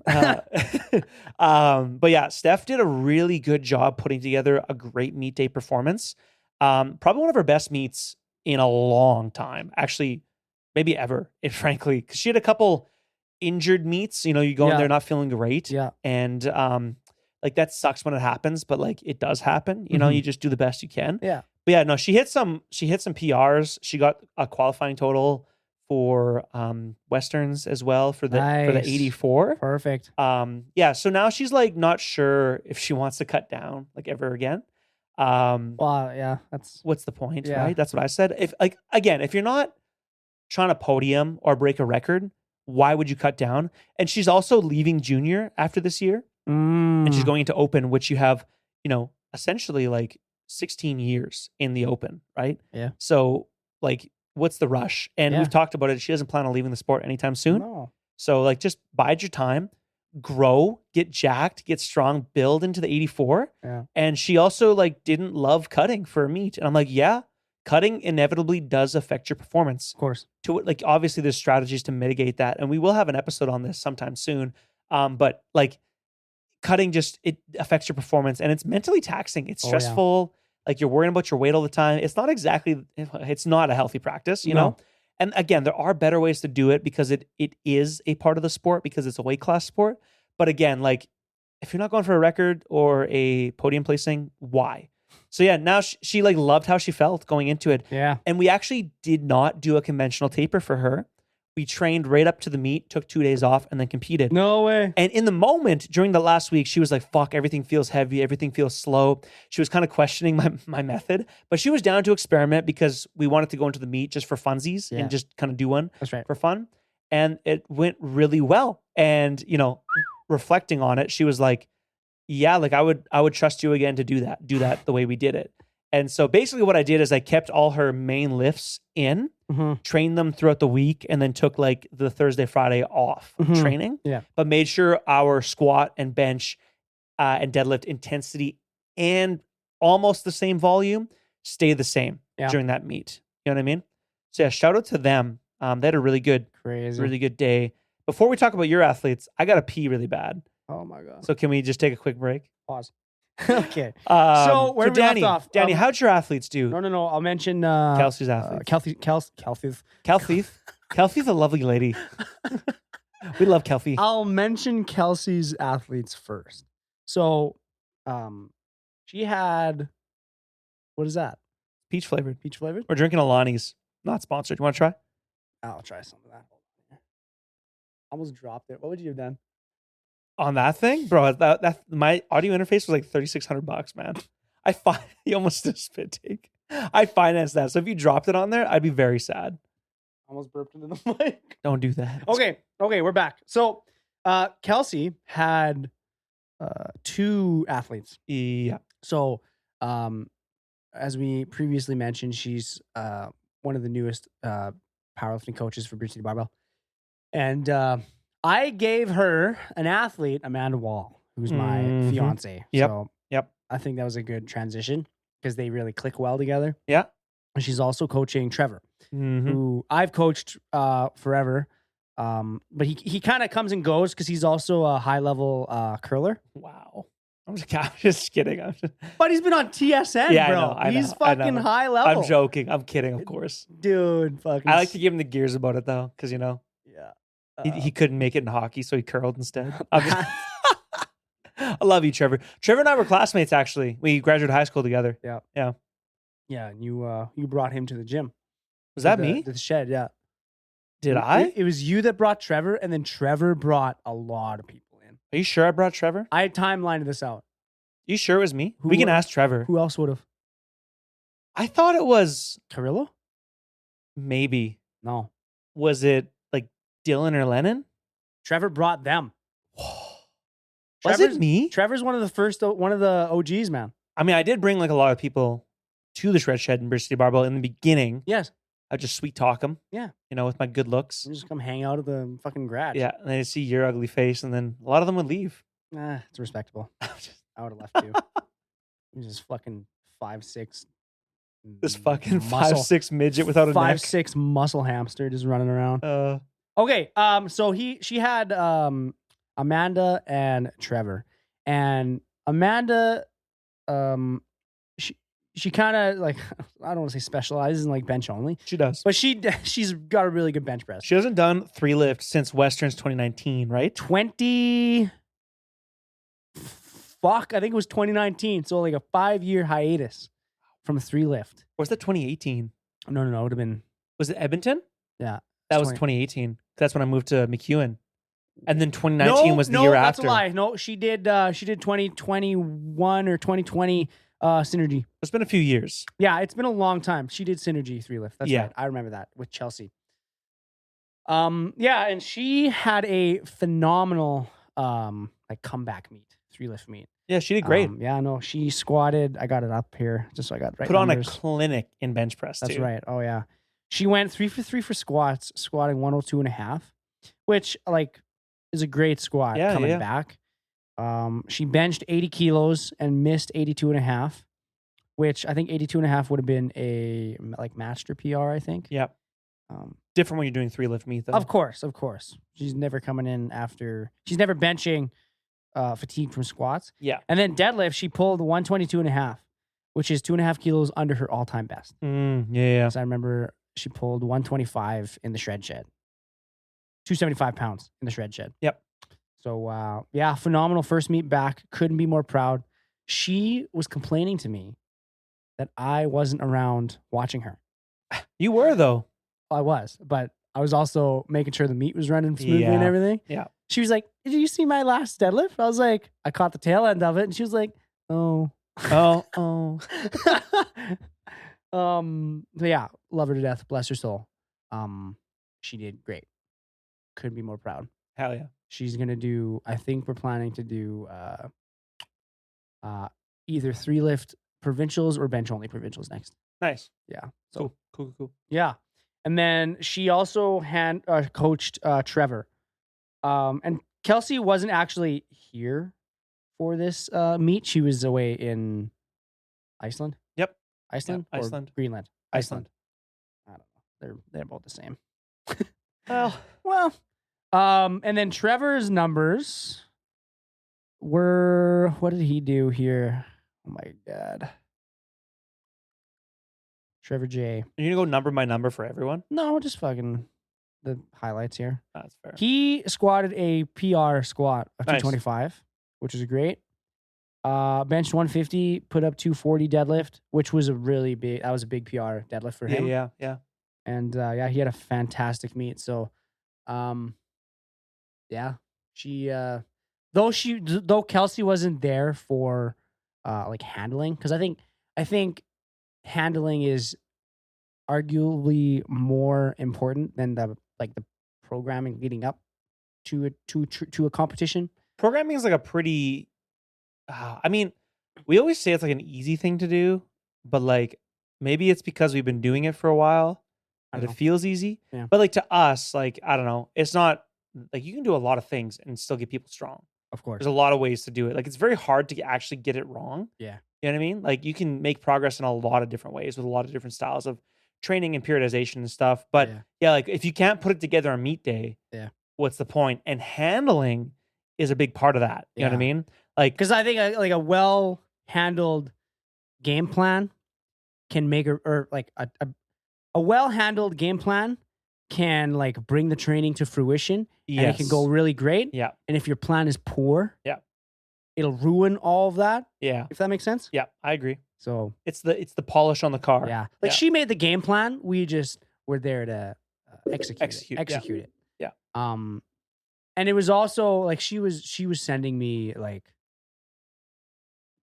she was sending me like breakdowns of the training programs that she was running. Yeah. Because we were like, I'm not like mentoring her, but I was like helping her out. Yeah. And like helping kind of, maybe I would adjust this or change that. But for the most part, her programs and everything looked really good. And clearly they worked. So huge shout out to Kelsey. First couple athletes competing. Yeah, her first ones that she's brought to a meet. That's right. Yeah. That was sick. Yeah, it was great. Yeah. And then, we'll get into my athletes. I had Matt, Nick, Bree, I'm missing somebody. You got You the had list? Matt, Nick, Bree, Theron. Oh, and Theron. Theron. Holy Theron. Yeah. Theonitis. Theonitis. Theron Farthing. Yeah. The young guy. The young gun. The Yeah. future, as I call him. The future. Yeah. Yeah. So, Kid's a cyborg. Like, he's so strong. he is so strong. It's incredible. What's up with all these young kids, bro? Just coming in stronger than us. Like, you know what I mean? Like what? It's You love to see it. you love to see it, and it definitely like humbles you. Oh, yeah, dude. Because like I think Because Bo came along last year. Yep. Stupid strong. He's going to Worlds in like 5 weeks. That's great. Shout out to Bo. I know. Shout out to Bo Yeah. Trong, the Yeah. greatest there ever was. The GOAT. The GOAT of Canadian sub juniors. Yeah. And then and then and then Theonitis here shows up. Same thing, just strong as fuck. Like, We got a couple studs. yeah. Yeah. Anyway, so I'll go through my lifters. So Bree was in the morning session, and her training leading up to it, she had a lot of personal stuff going on, and so like training really took a back seat.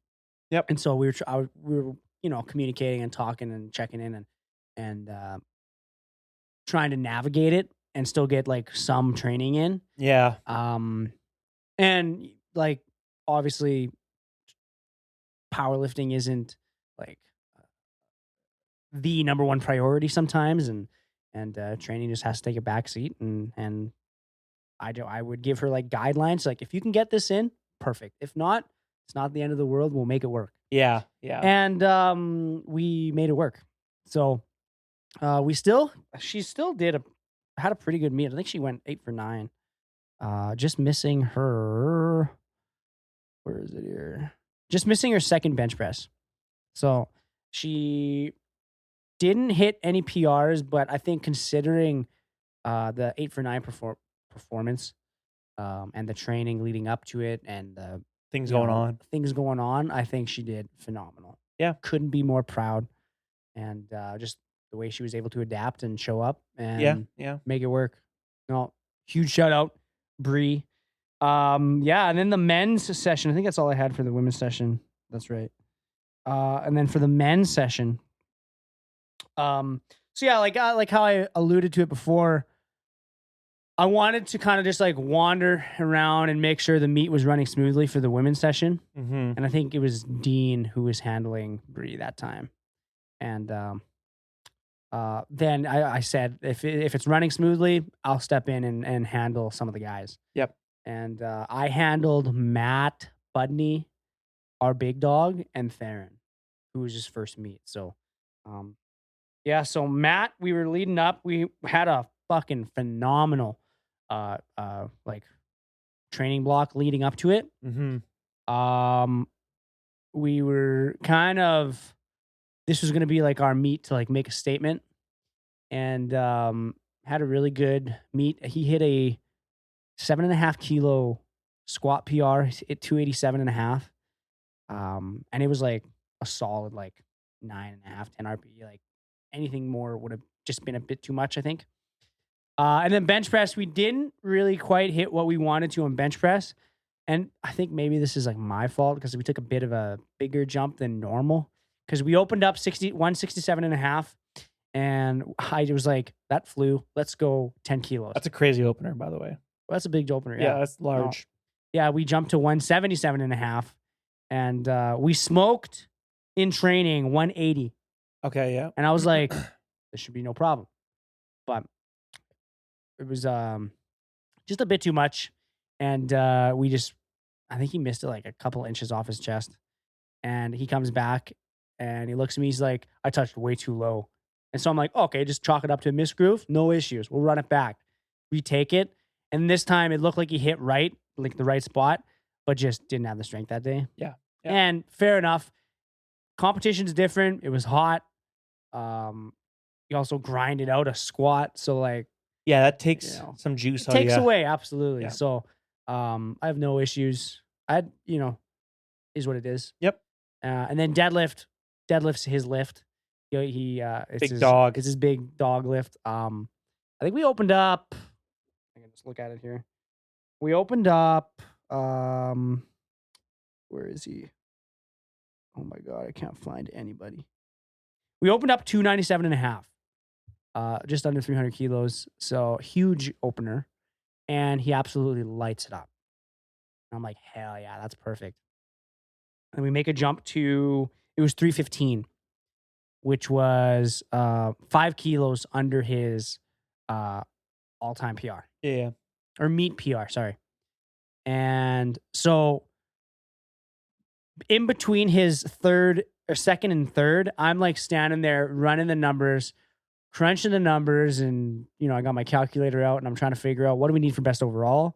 And Noah Villard, who's the 74 equip lifter, Yep. He's like, I think he's got like 95 points, 95 point something points, and we would have needed 330. Yeah, a 330 deadlift to overtake that. And I was like, I go to Matt and I ask him, I was like, do you want 325, which is a PR, or do you want to go for best overall, which will need 330? And in these circumstances and situations, I'll give them the option because there's nothing at stake really. Like, it's just a local meet. Yep. If it was like for podium or something, I wouldn't even question it. I would just do things like that. Yeah. But I also like to communicate with my athletes and not have them like be blindsided or whatever. It just comes down to their personality and how you communicate. Like with you and Teresa, yeah, I wouldn't have fucking mentioned anything. Yeah. I wouldn't have mentioned any weight. But like me and Matt, we got a pretty good communication system. So I like to be open about it. And yeah, we threw on 330, goes out there, gets it to his knees, putters out. I was like, good effort, whatever. No issues. So he had a really good meet. I think he just PR'd his squat, which was 7.5 kilo. Nice. PR, so yeah. Huge. And being that big and strong, 7.5 kilos, that's a good PR. Yeah, absolutely. Right on. And then it was Nick Wall, who was one of our main sponsors. Yep. Strata Steel Erectors, shout out. He was competing, and leading up to the meet, we were having a lot of issues with like couple aches and pains. And if he was on here, he would have a plethora of stuff to talk about for pains. But like, yeah, his lower back was jacked up like all the time, but like it wouldn't affect lifting. Yeah. It was very weird. And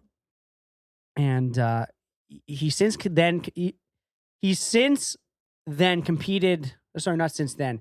He competed at Last Chance in December and had like a really solid meet. 9 for 9, huge PRs.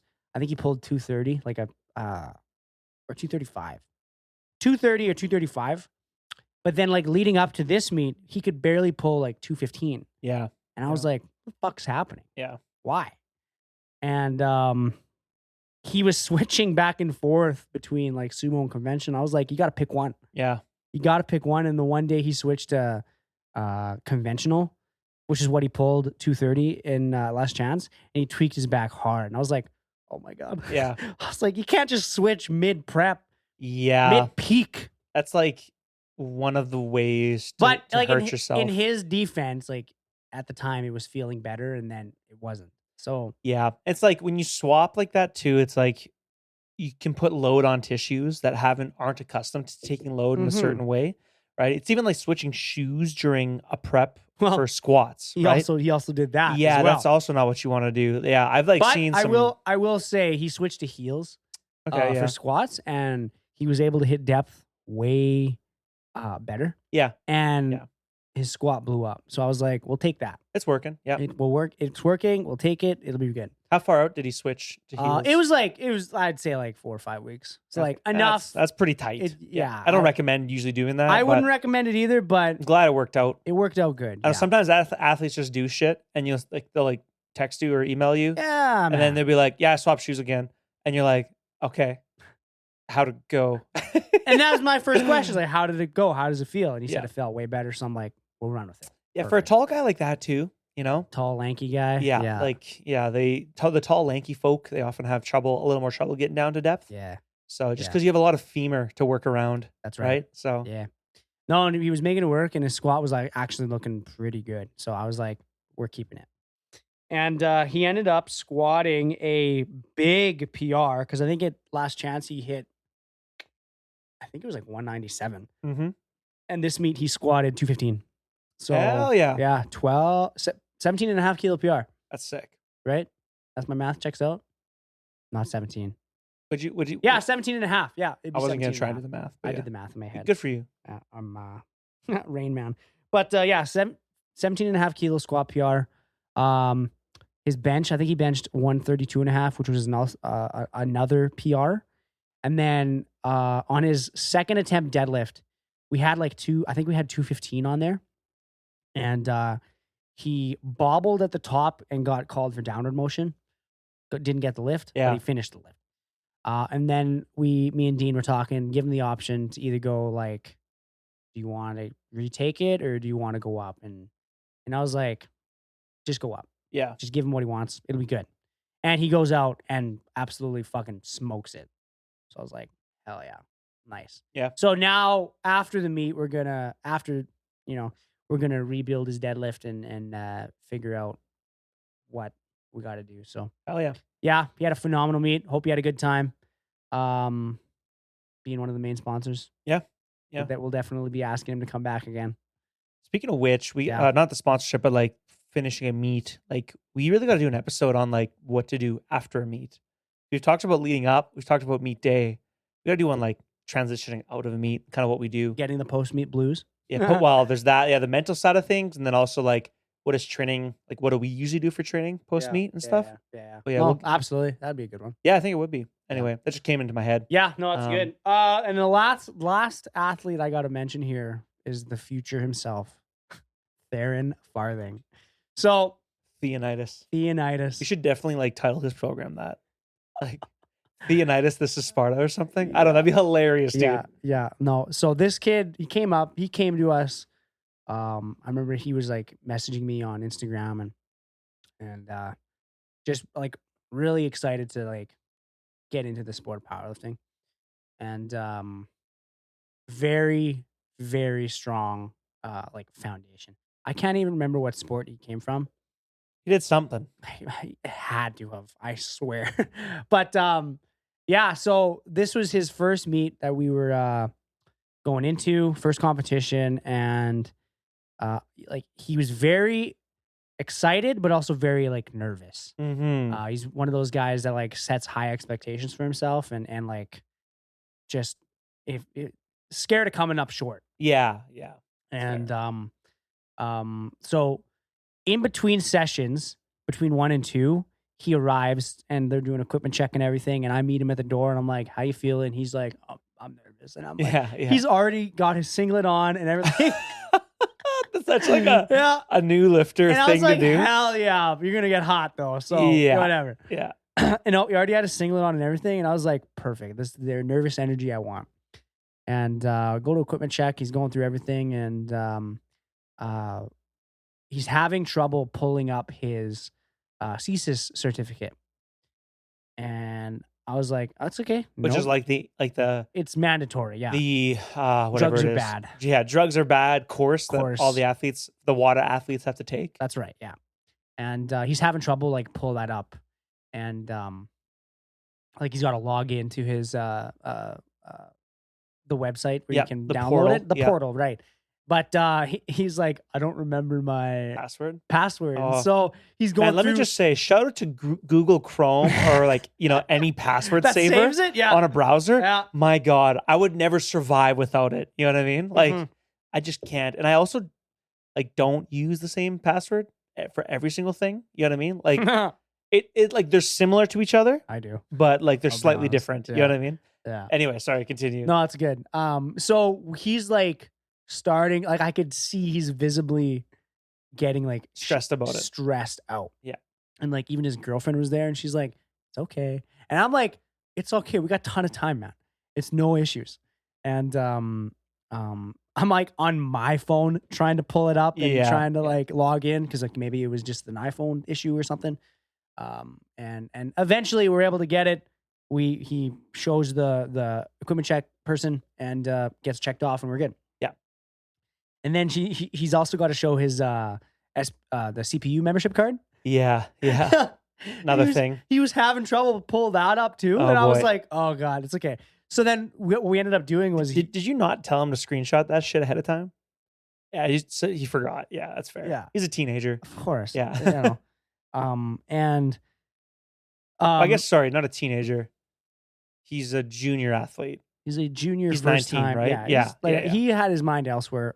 I don't fault him for it. There's a lot going on. There's a lot going on. He was so focused on the lifting. Yeah, that's fair. And that's exactly what I wanted. We ended up like diving into the email and there's an email receipt that shows your membership card, but it's not the card. Yeah. So all they needed was the number, the expiry date, when it was bought. And so we showed that. Oh yeah. And that worked. Yeah. So I was like, perfect. Now we're in. I'm going to go run over here and just make sure things are smooth. You get in line for weigh-in. Here's your papers. Set. You're good. And so he was like, he was able to like calm down again. And I was like, we're golden. And leading up to this meet, he was like right on that line of being an 83 lifter or a 93 lifter. Yep. And he really wanted to, he kept asking me, he's like, what should I do? Should I cut like a kilo and go to 83? Or should I stay and bulk into 93? And I was like, well, if we're this close already, I think it'd be okay to just like skip breakfast for the day and go in at 83. Yeah. And then long term, we'll build up into 93 and become fucking Weapon X. He's built for 93. He's too. tall. Yeah. He's tall. Yeah, exactly. So I think he's like maxing out the 83. Yeah. Oh yeah, for sure. Yeah, because he's quite muscular and lean. Yeah. I don't know if there's much to... Most powerlifters do move like 2 to 3 weight classes throughout their career too. As you grow. So yeah, I was in 74 for like 6 years. Yep. 6 or 7 years, and then branched out to 83, and here we are. Yeah. Was I 93 at You've competed in 93 before. Yeah, that's right. Yeah. And I've done 83, 93, and 105. Yeah. Yeah. I don't know if I'll ever get out of 93, but I think eventually at some point I'll probably be a 93 lifter. Yeah. When I just don't care about cutting weight anymore. Yeah, you just show up and have a good lift, have a good time. Just throw weight around. Anyway. Yep. So Theron had a fucking phenomenal first meet. Like we couldn't have asked. We couldn't have had a more perfect day. Went 9 for 9. Warming up for squats, he was like locked in, dialed in, excited, very nervous. Like when he gets nervous, he's like very chatty. And I was like, fucking slow it down, brother. And we were opening up. I think it was like 240, 242 and a half or something. And he goes out, smokes it, but it's shaky. Yeah. So it wasn't as fast as I was like hoping. Yeah. So I was like, okay, we're gonna go. I put in the second attempt. He asks what it is. I was like, do you want me to tell you? He goes, yeah, I want to know. I was like, we're going to go to 252 and a half, a 10 kilo jump. And he was like, I could see he was like deflated a little bit. Yeah. Cause he was like, oh, that's it. Yeah. And I was like, okay, take the headphones off. Just slow it down. Take your time setting up and you'll be good. Sure enough, he takes his time. It's way smoother and faster. Oh, yeah. So I was like, okay, I think he was just overstimulated. Yeah. For his opener. Yeah. And I mean, it's the first lift. It's going to be shaky, nerves, etc. I was like, okay, fine, cool. Put in 265 for his third attempt and fucking guts it out. Like he probably had 270. That's bananas, bro. First meet as a junior 83, fucking huge, man. Yeah. Crazy. Yeah. So I was like, it was crazy. He was like, I think he was the crowd favorite. I don't know, maybe. Yeah. He had a large group. Large fan base. He had a large fan base in the corner there. No, it was awesome. Yeah. 265 third attempt was phenomenal. And then bench press is bench press. It was whatever. But we ended up taking 160 Nice. on our third, which was fucking phenomenal. Stronger than me. Strong, man. And then deadlift. Leading into the competition, we were kind of dealing with a quad issue, and he wasn't able to like load it effectively. And like I think the heaviest deadlift was like 230 leading up to the meet. And then like some days he wouldn't be able to hit like 220 because like he wouldn't be able to load his quad effectively. And I was just like, deadlifts, we're gonna take it for what it is. We're just gonna figure out what's there. And I think we opened up like 230, flew. Like that shit hovered off the ground. It was impeccable. I was like, wow, okay. So then I was like, we're gonna stretch our legs here a little bit. We went to like 245 or something and flew. It's just same thing. I was like, oh my God. And then I was like, I said to him as he's coming back, I was like, we're going to send you into the stratosphere. And I put in like 262 and a half, which is a huge PR for him. Yeah. And he goes out and it's a grind, but he gets it. Now I watched the video from the front. He got really lucky because there was clear downward motion at the lockout. Yeah. And he got two whites to one red. Yeah. So, is what it is. That's something to clean up, but still he got all you need is 2 whites. Yeah. Sometimes people get a little excited at the lockout. Yeah, exactly. It was a little bobble downward motion, but he got that lift, turns around, he sees it's successful, and he like tackles me. I saw that. And he picked you up while you were walking backwards, and you're so short and he's so tall that like your legs like wrapped around him. Like he swung you into him with the momentum. Mm-hmm. It was hilarious. He made you look like a teddy bear. I know. Yes. Well, and he's got that fucking like adrenaline fired up. So strong. I was like, he hit the ammonia too before he went out, didn't he? No, we didn't because I wanted to keep him not. Yeah, it was a good call. Like that for a jittery lifter. Yeah, don't do ammonia. No. Yeah. I was trying to keep him. I even told him like no music. Oh yeah, no music, just calm. Yeah. Just calm stuff. Just get him to play smooth jazz in his headphones next time, or classical. Just chill. Yeah. So absolutely phenomenal first meet for him. You know what story we forgot to tell? What's that? Rob's third deadlift. You bring that shit up. All right. Because I was thinking about it, and I was like, I know we've been going for a little while here, and we're trying to go train after this, but we'll wrap this up here quick, and we'll run through this story because it's been like 2 hours, or just about. I got to talk about future plans, man. Well, we'll get there. All right. It won't take long. Anyway, so Rob, he goes up for his second deadlift, and he misses it, and he comes off. I'm like, what do you think happened? And he's like, it like slipped out of my hand, like it just like peeled me open. And then you overheard that, and I'm sitting there eavesdropping. Yeah, eavesdropping, and you're like, you want to try? I was like, okay, I'm gonna go. I was like, we're gonna retake that just to make sure you get it right. Yeah. And so I go put it in, come back, and you're like, you want to do the Jeff butt? And I was like, I've never done it before. And then, so like what happened at Worlds, this was a few years ago, is Jeff Butt is this Newfoundlander coach, I think, right? Legend. He's now the CPU president. Yeah. So he has a lifter, like some like 60 something kilo female. Maria T, who's a 63 open. Yeah. And she missed her deadlift on second, vying for gold, right? Yeah. And what Jeff Butt did was went and grabbed her wrist wrap from the back and was like, okay, make a fist on the hand that failed you. Yeah. And, wrap it real fucking tight. Yeah. And what you do is you're kind of squeezing your flexor tendons. Yeah. So if like folks at home, if you're listening and you're not driving, you can take your one hand, put it on the other and just squeeze just below kind of your palm, on the palm side of your hand. And you can feel how it squeezes your flexor tendons. So that's kind of what we're trying to do and emulate with the wrist wrap. And so Danny was like, should we try that with Rob? And I was like, well, I've never tried it before. And I was like, well, it can't get much worse. He missed it. So I was like, okay, Rob, here's a plan. Go get a wrist wrap. I was like, you're going to wrap, chalk, sniff the ammonia, lift. So wrap, chalk, sniff, lift. That's the order of things, right? Because you got to time it. Yeah. So that you don't put the wrap on too early and your hand goes numb. Yeah. Because if you lose all circulation to your hand, that's also going to affect your grip, right? Because you can't feel anything anymore, and that's not ideal either. And so, sure enough, we like wrapped him up and everything. He took a big old huff of that ammonia, went out there and got it. His hand held on, and not much room to spare either on that third deadlift. Like, what was that? 220, 225, 225, I think. Yeah. Yeah. I know there's 4 reds on there for sure. Yeah. remember standing there watching it.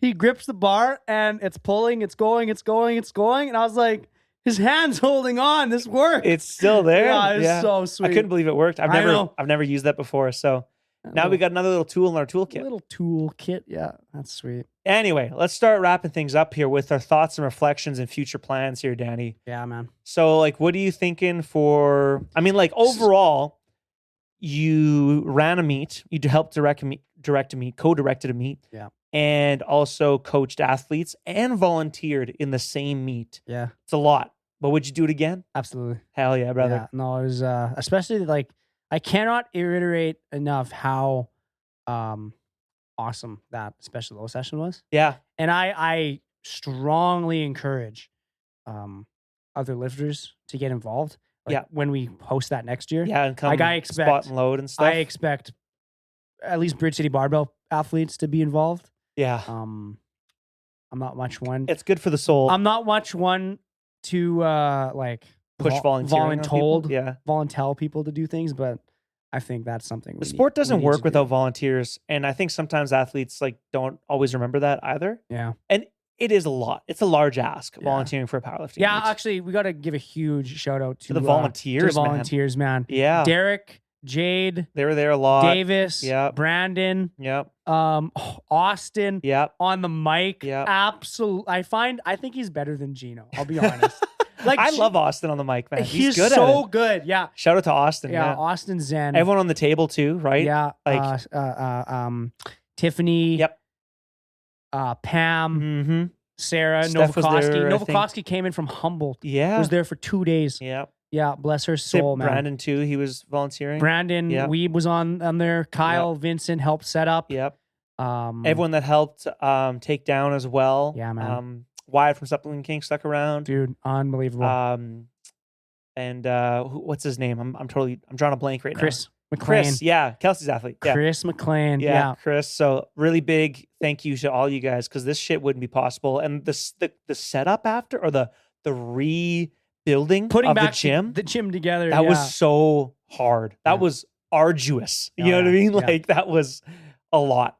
So anyway, so like what are your plans for the future? So next year, so after this meet, actually, a week or so after, I sent out like a feedback questionnaire to everybody, yep. just to kind of get how was the meet run and everything.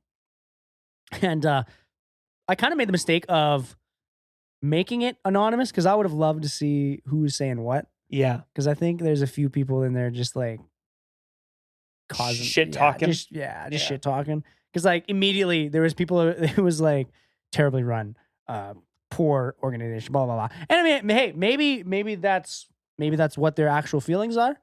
But I feel like Derek, they would just say shit. Derek would just talk shit. Yeah, just as a joke. As a joke, right? Yeah. So I wanted to try and weed that out. But like, if most of your reviews are positive, then I think like net, you can just take away that it is positive. Of course, there's always going to be outliers, but the thing you got to keep in mind is like there's like this negative review bias. Mm-hmm. Whereas if you have a negative experience, people are more likely to talk about it. So if all or most of the reviews are actually positive, that means it must have actually went pretty damn good. Oh, I think it did. I think just being at the meet, and watching it unfold, I think that is enough to know that it went. Have a good finger on the pulse. Yeah, I think so.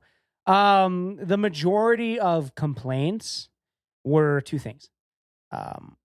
The warm-up room size. The warm-up room size. So during the Special O session and the women's session, I walked back into the warm-up room a few times to just to navigate and see how things are moving.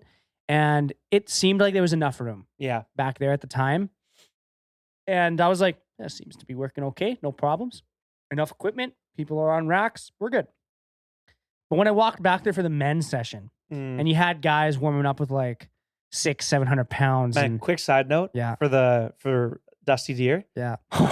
He didn't have the rack that he was warming up in, didn't have an additional set of pins. And he was warming up with the Masters ladies I was working with. Mm-hmm. And so to change the height between them, there's like 4 people on the rack and Dusty. Dusty happens to be the tallest. Mm-hmm. There was no way for us to actually change the rack height. So you'd have to unrack the bar. So I unracked the bar every time for Dusty. And Dusty was like, Christ, this is like my 1 rep max, and he's over here picking it up like, it's his first warm up. Yeah. And I was like, hey, we all got to start somewhere. It's funny because he's 70 plus. You know what I mean? Like, every single meet he goes to, he tracks me down. Yeah. And asks me to call depth on his squats. Yes. Every single time without fail. Yeah. Yeah. I no love that guy. matter how busy I am. Yeah. I'll be like, yes, Dusty. I'll be there. I will be there for you no matter what. Yeah. No, love him to death. Yeah, we're calling it out for him in the back as well. Yeah. Because he wants to know. He has trouble getting down there because there's a lot of pre-existing injuries. But Yeah. Oh, yeah. I think he had like double knee surgery or something like that. He's got. He had an actively torn ACL too that never got operated on. So What a dog. because the surgeon was like, just because your age, like we're not going to operate on that. Yeah. Which is like, yeah, it's fair. But I don't think he even trains. I think he just shows up and just does it. I swear to God. It's that old man He's just an old farmer, man. Yeah. Yeah. No, love him to death. yeah. He's so great. Continue though. Continue. Yeah, the biggest complaints were the warm-up size. And like I said, the men's session, I really noticed how I was like, fuck, it's tight back here. Yeah. And like, that's an easy fix for next year. But I really think next year though, I think we outgrew the gym, Space and space at Rise that we can run there. I think next year we're gonna rent a space. Yeah. And make it bigger. It's probably for the best. I just think it was just too tight and like next year if we do it there, we can move the platform further down, but then we're gonna lose seating space. Yeah. Because then we're gonna have people in front of the dumbbells. Yeah. If that makes sense. Yeah. Yeah. So I think next year we're definitely gonna look into renting a space, and I think that's a good call. what that looks like, I have no idea yet. I haven't really been looking around. Yeah. But I also next year want a DJ and have like filler in between attempts. Yep. So you know how like at Blades or hockey games, between plays, music starts. They'll blast like whatever, man. Like that's like, and I don't want to just like hit play and have music play and then just turn down for attempts. I want to have like different music between attempts. Yeah. If that makes sense. Yeah, for sure. Like, get the what the fuck is the one song where it's like Another one. I don't know what it's called. I don't know what it's called either. But like I want shit like that. Yeah. And I want lights and have like I'm gonna ask Austin again to be there full time, and like this time we'll compensate him. Oh yeah. Because he volunteers and he like this time we'll compensate him. But then next year, being able to handle a mic like that too is like a special skill set. He's so good. Yeah. Yeah. Like not everyone can do that. No, you know what I like mean? And even his tone of voice. Yep. And he gets loud, but it doesn't sound bad. Yeah. He's like, educational as well. He knows the sport well. Exactly. Yeah. He knows to call out the plates, the numbers, the bars loaded command too. Yeah. No. Like that's all good stuff. He's really good, and I couldn't ask for a better announcer.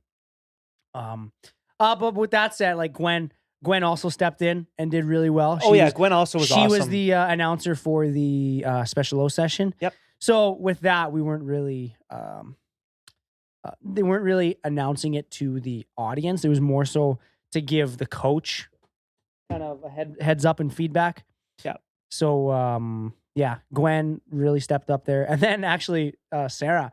Novakoski at the very end there Sarah had to step in. So she did really good too. So huge shout out and thank you to Sarah. But absolutely. But yeah, I think the big plan for next year is to have a new space, like a different venue for it. Yeah. And then make it the invitational. Yeah, have a cash prize, primetime session, cash prize, and really make it big. Yeah. Hell yeah. That's what I foresee in the future. So we're gonna have to ask big sponsors. I'm talking. We might So me and Russell are also directing provincials. Yep. And Russell has Great Western for really? A sponsor. Yeah. So we're thinking maybe we could have like a beer gardens section. And if it goes well for provincials, I'm gonna pursue it for the meet next year. There's a lot of like breweries and distilleries in Saskatoon that are local. Yeah. So, I feel like reaching out to one of the local businesses, local supporting local, is like a really huge important thing. The other one, Zen Farms, Austin's farm food. They're going to be catering the meet. Let's go. All athletes and coaches and, well, spectators will get food. Yep. Like they'll have to go buy food, but like all athletes get one meal, I think, and coaches get one meal. That's killer. These are all like unique ideas I've never seen done in a meet before. Nobody's done them in a meet before, and that's why I want to do this. So, Yeah. Man, I just want to make it better. Make it more appealing to the spectators. It's cool that you're into shit like this because like people like the sport needs people that like meet directing, or at least not necessarily like it, but will do it. I think it's hard, man. It's doing it by yourself. Yeah. I think is hard. And obviously, like the bigger meets like nationals, no one person is doing that. Yeah. There's obviously a team. Yes. And I think the bigger this grows, the more people we're gonna have to employ. Yep. And have on the like planning committee. Yep. So that's where like you, Tim, Kelsey, Amanda, all you guys are gonna come in and help out as well. Yep. But yeah, I think like I said, me and Russell, like we complement each other. I think so. Yeah. Hell yeah. Yeah, man. I think that's the plan for next year. Right Can't on, wait. man. Can't wait. Yeah. So if anyone has any like sponsor leads, feel free to like send us a message. Oh yeah. Like Supplement King absolutely is already confirmed. In the podcast description, there's actually a link there you can click on. It says send us a text, and that comes through as like fan mail to our Aches, Pains, and Gains email. But yeah, I think with that said, we'll probably just leave the episode at that. I think that's a good place to end. Yep. Please, folks, like, share, subscribe, all that jazz, wherever you're at. Throw it up on Instagram. Anything that helps spread the word of this podcast, it'll, help get the episode and the information we're sharing into more people's ears, which is, just really, really appreciated. You can also head to bridgecitybarbell.com for all your coaching needs. You can reach out there. You can also reach out to Bridge City Barbell's Instagram at Bridge City Barbell YXE. You can also head to at Aches, Pains, and Gains.podcast for, asking us any questions, for leaving any feedback, maybe requesting topics for episodes. We take anything and everything through those mediums. You can find myself at Thomas Johnston _BCB on Instagram, and Danny at Heinz _BCB. Heinz _BCB. Or on Instagram there as well. So with that, folks, we'll leave it there, and we'll see you next time. Peace.